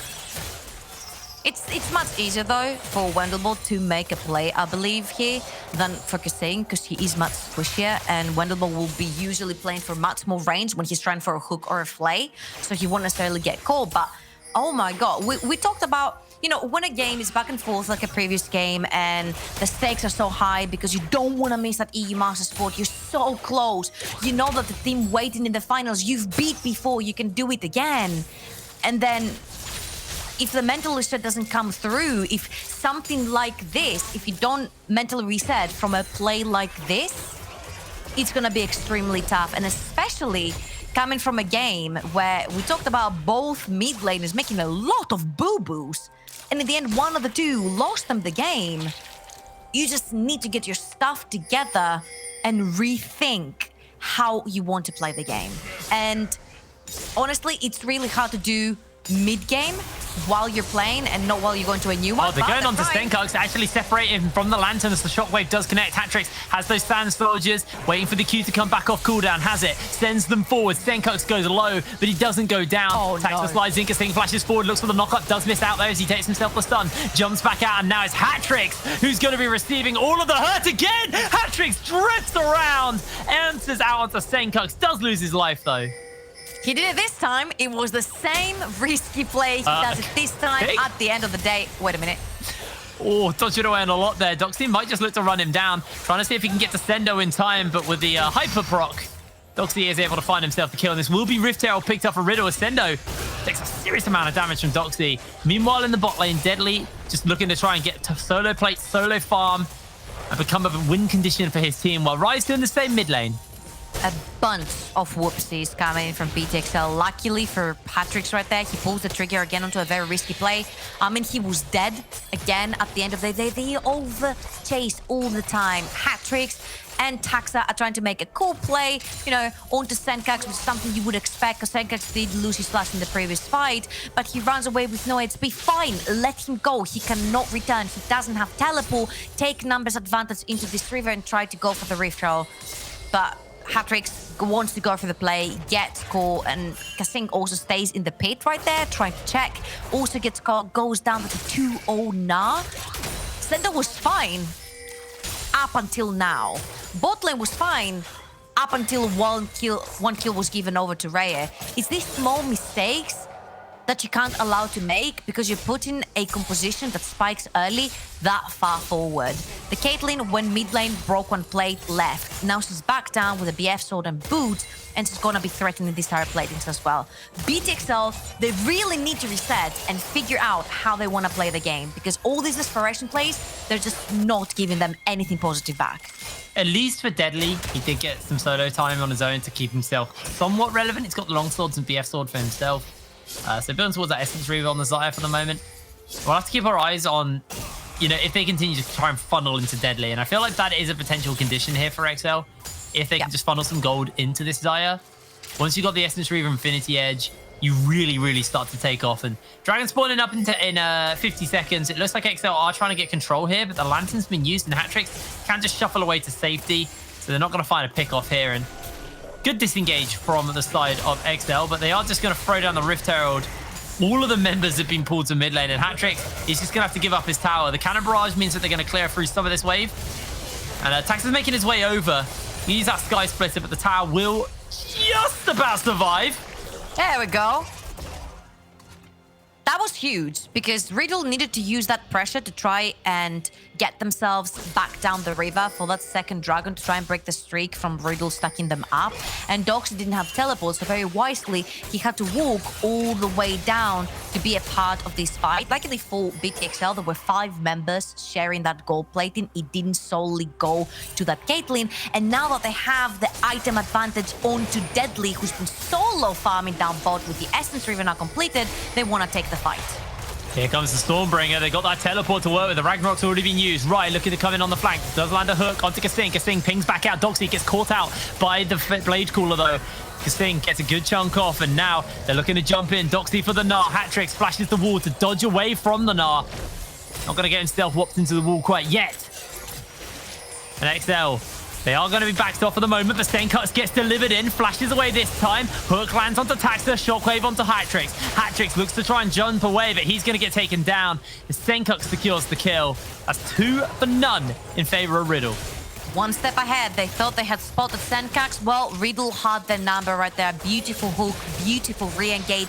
They take both mid laner and jungler down. That means free pressure in the mid lane. They take the tower, they take the dragon. They've stuck the map now, and a mountain soul is up for grabs in 2 dragons' time. This is very good stuff from Riddle. BTXL want to play their own game. Riddle is matching them on it.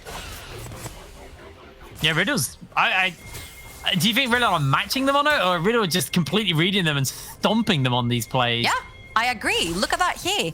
Both Wendelbow and Maxi are falling onto the side, waiting for Senkax to join them because he was stopped by Sendo. And then once Doxy is Megana, you cannot walk through these small corridors anymore. They thought they had caught Senkax, but Senkax has flash. It's impossible to catch him. And then they turn around, take the Smite holder down, take Hatrix down as well, punish him for trying to make that play. And it feels like Hatrix feels like he has a weight on his shoulders in this game. He has the weight of having to carry. And every single time, the play he's trying to make has not necessarily given him. In for a little bit of work here. It does actually just flash out, and we'll just have the members standing by. They were ready for it. Wonderboy maybe looking for a hook. Not going to find it. Because he didn't have the quickness, so they kind of afforded Rai the ability to escape from that play. They still burnt his flash though, so this is really good for the fight to come. Send it on the gangplank can really stick on targets that don't have flash on them, and the Caliber net can only be used once, and then it's on a long cooldown. So you do have potential on catching the Caitlyn. I'd like to see Taxa return to this lane. Send her the fancy dancing, dodging everything Doxy throws out there. That was pretty beautiful. Doxy is feeling himself so much right now with the 2-0 that he's proxying the wave. He's not scared of Sender whatsoever. This has a couple of components of his Trinity Force. And then Riddle would like to look for a dive up the top, but Taxa is obviously around. You can't do that. Oh, I mean, that crit did so much damage. This thing actually pops himself the charm. They've got the feathers to pull back, and that's a shutdown for Deadly. Lantern used by Wendelbow is not quite enough as Senkox teleports in. Too little, too late. Good stuff. It's time for Deadly to cash in. He's the one that hasn't died together with Sendo. He's the one that has been trying to farm as much as possible solo on a side lane. He needs the gold. He needs to carry these. First big component, first big item completed for him. He can carry. See that the second the lantern was dropped down, they like pumped one wood on top of the other to make sure that Freya would absolutely not click that. And because we're looking at them on our screens, I just have to give props to Sendo. Oh, Hatrix is coming in. Hatrix is coming in. Doxy's just put the thumbs up as actually it's Deadly. Deadly. The old Deadly TP in. Maxi's just going to cash in and get Rift Herald though for the team. So teleport used by XL. And they lose out on objective. This has definitely been a Riddle-favored objective game. Absolutely. They have the 2 dragons. They have both the heralds as well. What is really good to notice, though, is that this Caitlyn hasn't gotten too many turret plating, so I don't think the goal difference between the ADCs is that much. If anything, I believe Deadly must be even almost in gold here with Raya. You see, 6k to 6.2. That is really good stuff from the ADC of BTXL. Also, the base timings have just been a little bit better for Deadly. He's got himself an extra BF sword, where Ray's just gone for the crit cloak. Yep. So obviously gets a bit more crit, and obviously the Infinity Edge syncs up quite well for even more damage. Rai is now just going to pull a little bit further ahead as he takes down the second tier 2. So the first tier 2. Yep. 500 gold now, the difference. It's doable. It's still doable because he has 900 in his inventory. He still can't go and get the BF. He will go back and have the pickaxe, which Deadly will be more than happy to match with his own BF. So at the moment, so you know that the 2 ADCs are almost completely even. Oh, he's actually going to go for this item that I don't remember its name whatsoever. Curse Shard. Thank you. Yeah, I was like, wait, why are we going pickaxe here? Because he obviously wants the Storm Razors. The Kerchi Shard, pretty nice for him, actually. It does give you a fair amount of extra damage to work with. You know what I had in my mind? Every time I see the crit cloak, I think of only one item, Hip Brain, and that's Infinity Edge. But he obviously already has that. My brain has been fried. The second game was a long game. The second game was 45 minutes, and it could have gone anywhere at any point. My brain is also a little fried, and we got a best of 5 coming up after this as well. The winner of this game has to play Fnatic Rising, so potentially in for a very, very long day, but that just means more League of Legends for everyone at home. Right, Dragon spawning up in 9 seconds. XL are trying to get some control of the area, but they actually don't have any vision. They have a few wards inside Riddle's jungle, but none in the river. You can see Deadly's trying to catch the wave and shove it in, but Maxi, he's the one to step forward and see if he can get control, but Rise actually getting jumped onto. That's going to be the charm. The quickness goes down. Hatrix sends a stand soldiers forward, and this thing just pings out right down. Ray twice has gotten caught, and that is BTXL with a numbers advantage. They have 5 members down that river. They're stopping the Dragon stacking, and that is so important for them. That was a huge pickup yet again. Good stuff on the gates from Taxa and Kasing. Remember what we said at the start? That is the champion that we are seeing Kasing being the most active on the map with, and it is showing here. 3 kills for BTXL. Kasing has been on every single one of them.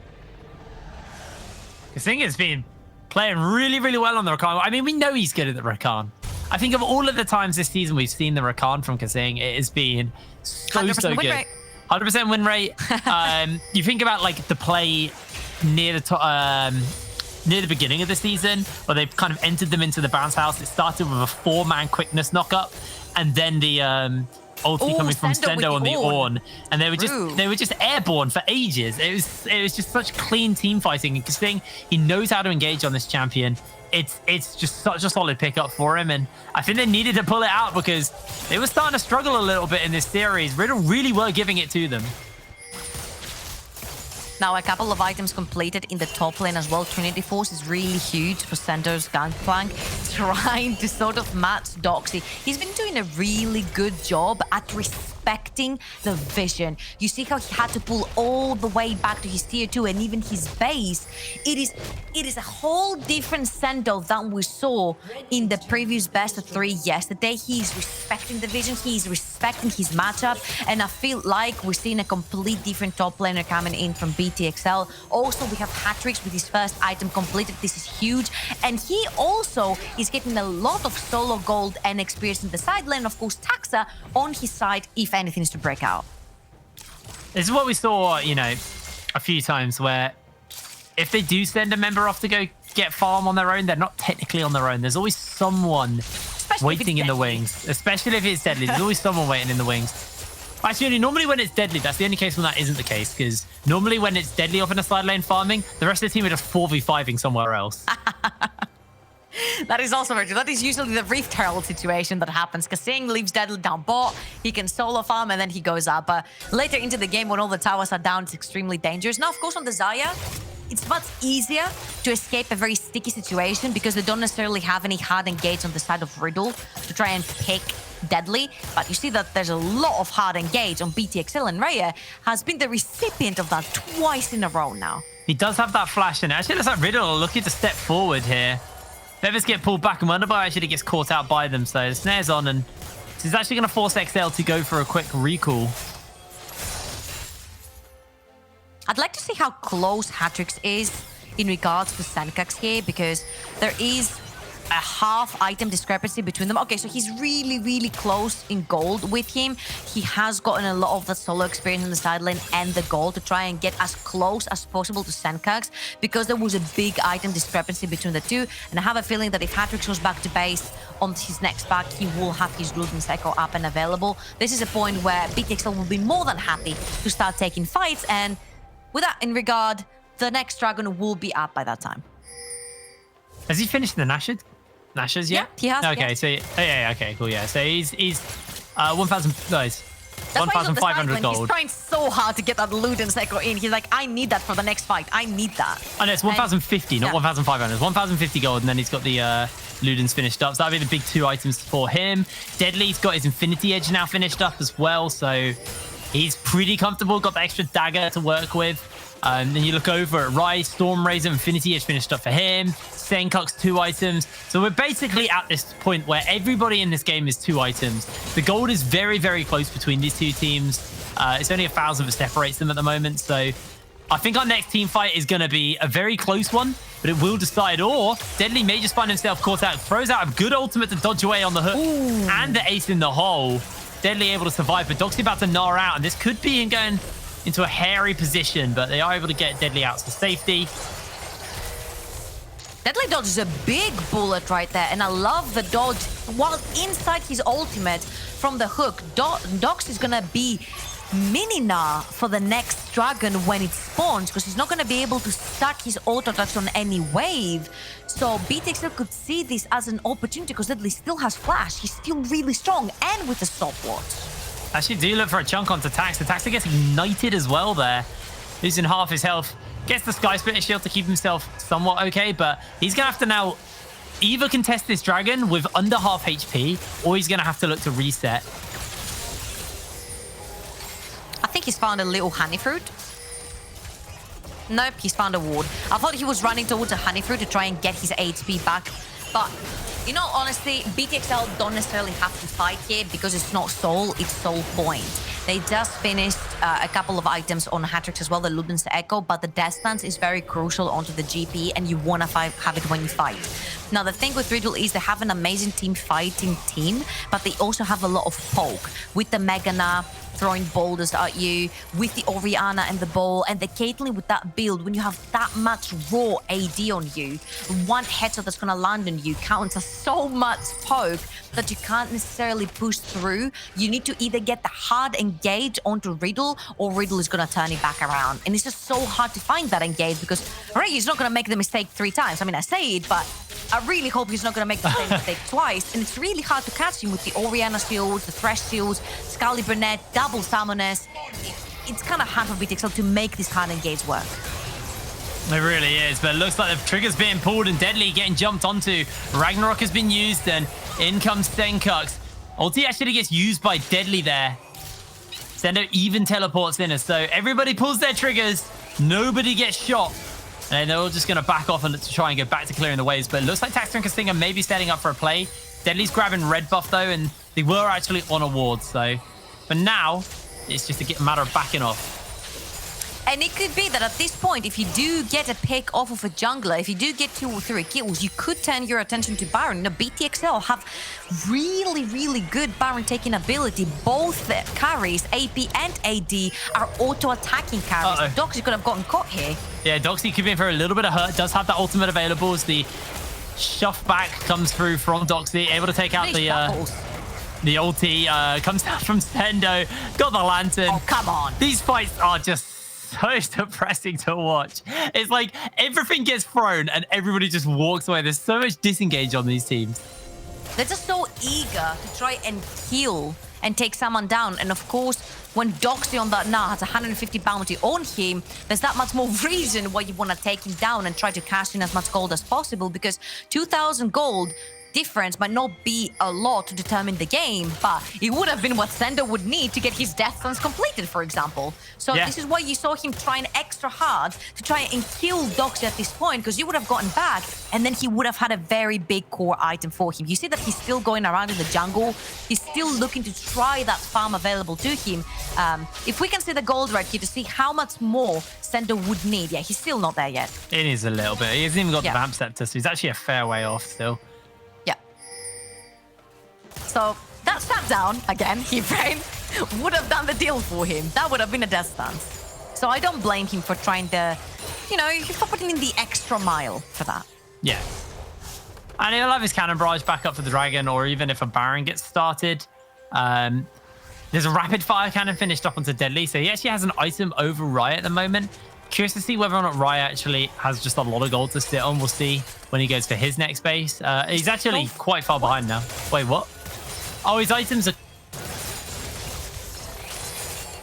That doesn't make any sense. Because I think Stormraze is cheaper than Essence Reaver, right? Yes. I mean, there is actually a 40 CS lead, but even so, they're close in gold. The gold is even. My mind is boggled. Right, actually, let's have a deep look at this. It's like a 400 Switch back to gold. Switch back to gold. What? Where's that money gone? He also has 1.2k in his bank. True. In all honesty. True. But that's not an extra item finished up. I don't know.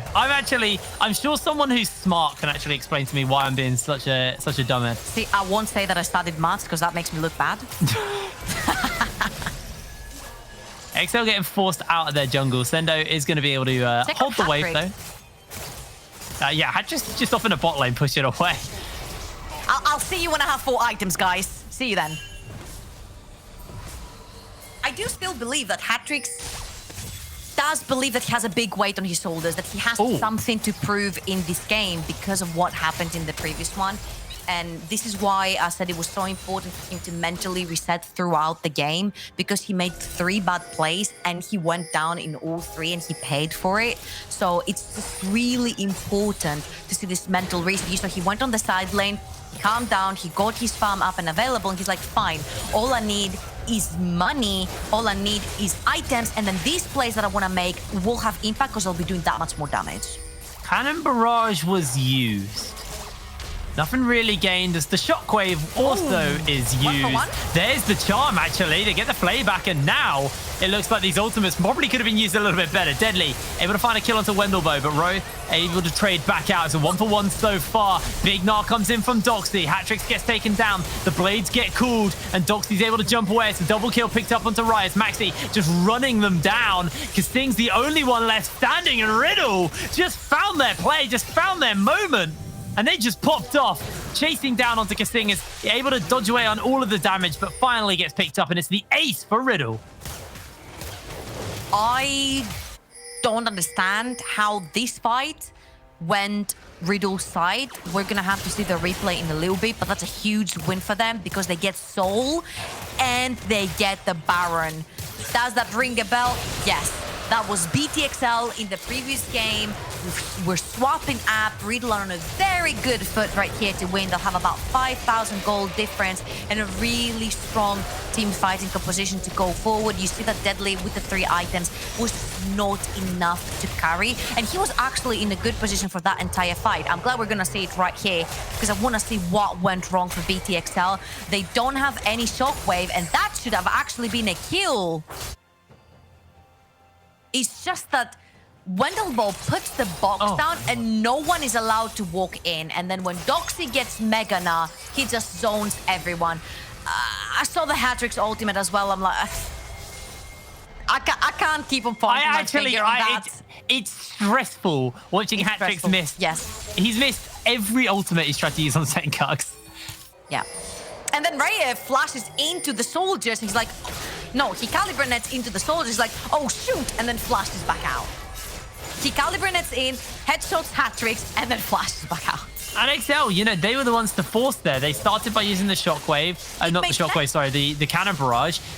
When no one was really able to follow up, then Taxa flash ults into them when the Cannon Barrage is down. Sure, the Shockwave is down, so they felt a little bit comfortable, but just a lot of whiffed abilities there. Because 2 huge ultimates were missing, so you can give it to both the teams. You're like, okay, it was an even 5v5 without 2 major ultimates, but I think it was whiffed from BTXL. They had the perfect engage right there. They catch Senkax. He has no flash. He flashes through, and then everything's just whiffed. Dox is able to zone them away together with Wendelbow, and then they just get everything and go. 5,000 gold lead. They're able to pressure 3 lanes at once. BTXL are gonna need to wait for a miracle because in 4 minutes time, Riddle will be ready and waiting to fight them at Elder Dragon. Well, they're looking to see if they can find Doxy here. Doxy dodging away. Great Gnar onto Kasting. The Cannon Barrage gets thrown down. Doxy flashes away to safety. Tower's getting taken, and XL are committing for a kill onto the top laner.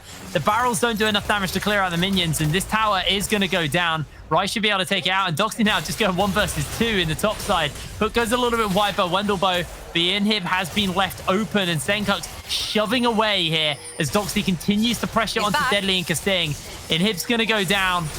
As Hatrix looks for the ulti, does land it. Rai goes golden in the middle of those. Now they're looking to see if they can turn it around. Shockwave comes down onto 2 though, and Sting is going to get picked up. Senkax answers out, and Riddle have found themselves a double kill for Senkax already. Remember, this inhibitor's just about to go down. They got the minion wave, they got the Baron to work with. Doxy's about to gnar out, and Senkax got the Hextech GLP to slow down Sendo. Deadly's trying to put some damage out, gets himself walloped back, goes golden for the moment. Taxa coming in, seeing if he can save the day. Dudley's been picked up. Doxy's the one to get it. Taxa only one one standing as 3 members of Riddle are looking to take him down. They may just have done this right here, right now. The tabs are left open. The death timers are too long. It's Riddle reborn as they push themselves through to the finals. They'll be going up versus Fnatic Rising, and XL are pushed out.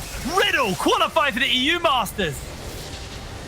I'm just gonna quote what Wendelbo said yesterday. We've beat them before. It's gonna be easy to beat them again. And in all honesty, Hiprin, it looked done easy for Riddle. In the games they won, they were pretty decisive. The second game they could have won as well had it not been for one silly mistake that was instantly fixed. Yeah. We talked about the mental of the 2 mid laners. Senkax went in like a new person. Hatrix went in needing to prove something, and it just wasn't working. He kept on diving in from the very early game. Even there at the end, it looked good, but it wasn't. And every single time he just dived in on that Azir, it just did not look good. At the end, it looked completely scattered for BTXL. And in all honesty, if we're gonna go into the finals, we want to see the more decisive and strong team take on Fnatic. And I think that Riddle are this more decisive team today. For me, I think that was definitely a great series for Ryan Wendelbo. Doxy also having a pretty good series for himself. I do worry about Senkux versus Imagine Felix. There were a few mistakes by Senkux in this series. Definitely that game 3 was a much better showing from him, but they got an hour to go reset. And, you know, for them, it's a matter of kind of making sure they're able to bounce back going into this series. They got some time to get their heads in the game, but Riddle, that was a fantastic win. We're actually, for the first time, Masters, baby. For the first time in a long time, we're not ending on a Fnatic versus XL final. It's going to be Fnatic versus Riddle, and it's going to be bloody good. Now, guys, we're going to cut to a quick break, but when we are back, we will actually have our analyst desk standing by to break that one down, so we will see you in a second.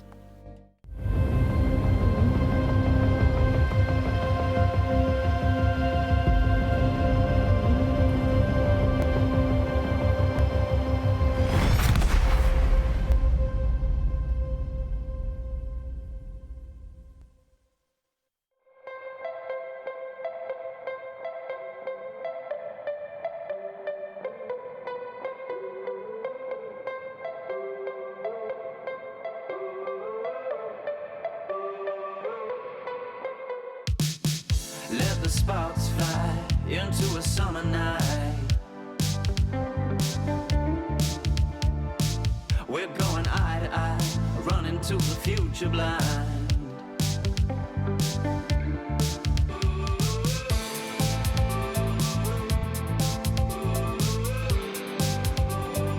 Running to the future blind.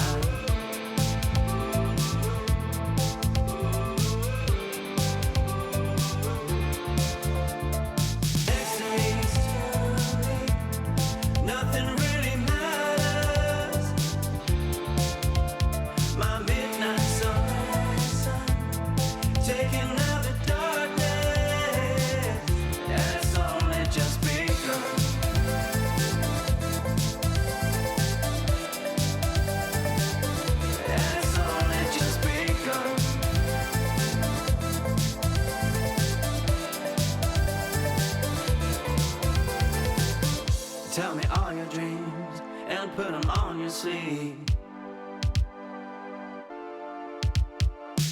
We're going eye to eye, running to the future blind. Let the sparks fly into a summer night. We're going eye to eye, running to the future blind.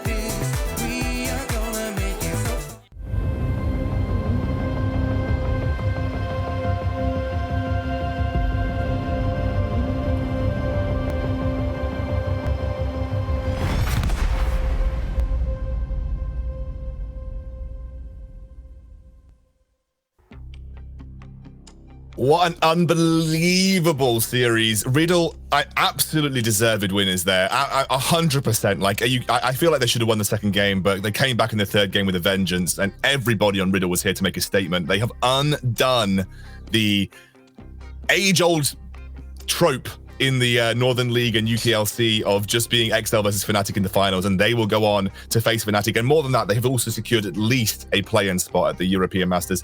Gulborg, it's your time, mate. This is your time to shine. I'm going to let you have this one because you've been with them since the start, and they're now finally there. I believed all the way, but I think this is huge for a league. I think it's insane that an academy team is not making it to the EU Master, that it's a team coming in from, the other organization this was initially created. And the way that Riddle has been stepping up their game to meet these requirements from the teams coming in, it's been amazing because this has been one of the best series they have displayed so far. They looked horrible in the second game versus Barrage. Trick made them look extremely bad as well. But today, like these two series where they actually take the wins, this last game, it was a standard, easy to execute composition. They were playing it methodical, and the bot lane was still doing fine. Even Maxi 3 levels up on Taxa and Doxy doing what Doxy do best. I think this Riddle showing up here, just, they deserve to be at that play-in spot.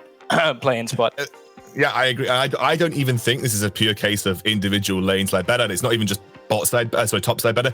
Every single player was better, in my opinion, on Riddle. Every single lane and every single role, they played better than XL. And yeah, okay, XL got the second game, but that was a scrap for XL. Like they were never in control, and they kind of got away with it from some minute late game positioning or late game decision making that didn't go well. But honestly, Riddle just looked better across the entire board. Foxy, we've actually got a play that you want to highlight from this game, so let's walk through it. Yeah, I think honestly, Riddle playing really well is refreshing to see, a team being able to take it to XL. And when I was watching XL play this series, they felt like they were just under too much pressure, and maybe they were cracking under the pressure a little bit. Keep your eyes on hat tricks right here. He slides and glides, but completely whiffs his ultimate. And this is not the first time that he's done that. And I just feel like the execution in these team fights from BTXL really wasn't there, and I don't think necessarily that's not a bad engage for BTXL because Senkux completely whiffed his ultimate to begin with, and without that zone control, you can just jump in, pile in onto Riddle and get a good fight. But they just really didn't play the fights very well, and it's kind of uncharacteristic, I would say, of BTXL for them to do that. And it does make me wonder what kind of changes we might be seeing moving forward with that squad. Well, let's not speculate just yet. They're going to want time to reflect, but I can tell you someone who won't have much time to reflect. Vendelbo is here with an interview with me, so I'm going to jump into that with him. Hello. Hello, Vendelbo. First of all, you made the European Masters. You are there as a squad. How is it? How are you feeling? Like as a squad now, knowing you're in the European Masters? I mean, it feels amazing, to be honest. Like we expected to beat XL, but like I said yesterday, we wanted to 2-0 them, but they actually played really, really well, and I think we played amazing too. So I don't know, right now I'm just full of emotions. It feels great. Yeah, look, Vendelbo, you talked to me yesterday and you said we're going into this to prove that we're not a bad bot lane. We're a really good bot lane. We're going to go for the 2v2. I think you achieved what you set out. You and Rhea were absolutely insane. Did you feel like you wanted to come into this series to make a statement and just kind of prove that there is no weak side to Riddle? Yeah, for sure we wanted to. Like after the first game where we double killed them, where we solo killed them in lane, like I was feeling so great. And after the statement yesterday, you need to show up. Like you don't put out a statement, don't show up. So that's what we did today, me and I. Yeah, and honestly, I've been super impressed with you guys. As Riddle as a whole, like obviously I'm a bit memeing like I'm the XL boy on the desk and stuff, but obviously since the middle of the season, you have been unarguably the second best team in this league. You have gone from strength to strength to strength, and you're now going into this best of 5 final versus Fnatic. If you win, you get the group stage spot for the European Masters, but obviously if you lose, you're still going to get that play-in spot to play through that section of the tournament. How do you feel going into Fnatic now? You've got a bit of time to reset, not a huge amount of time, but a bit of time to reset. How do you feel going into that best of 5? I mean, we have like 45 minutes, I think, until we start. So we will just chill a bit and talk about the match and like what we're gonna do. We don't really have a break, but I think it's okay. Like we are rolling right now, and I hope we will perform versus Fnatic like we did versus XL. Yeah, you obviously must be on such a mental high right now. You guys just unbelievable win as well, and I think clearly showed that every single one of your players are just outclassed in the role in this particular series. Like you said, XL did play well. That second game was excellent from them, but for you, this must be amazing. I also want to extend the congratulations for everybody making it to the final. Not only have you undone the XL versus Fnatic in every single final that we've had them in, you're obviously also going to provide us with a really exciting final too. So thank you so much. Yeah, thank you. I think that's the happiest I've ever seen Vendelbo. Very true. I was like, that's a lot of emotions coming out of that guy, and he usually doesn't display any emotions whatsoever. So you can tell that really meant a lot for him getting that EU Master spot. And I think, he's been a player that has obviously gotten a lot of criticism throughout this split. So I think it feels good to just shut up everyone. Beat BTXL, which is obviously has a lot of fans out there too. Scoundrel yourself. So it feels pretty good to shut everyone up and get into this. And I actually thought, as she said, I thought that it was going to be really hard for a team to bounce back, go into a best of 5 against Fnatic. But this is also the best mental you're ever going to get as a team prep. Like, no one's ever going to be this happy as a collective unit going into prep against someone. So this game, the first game of Fnatic, not BTXL, but Fnatic versus Riddle, might be really interesting.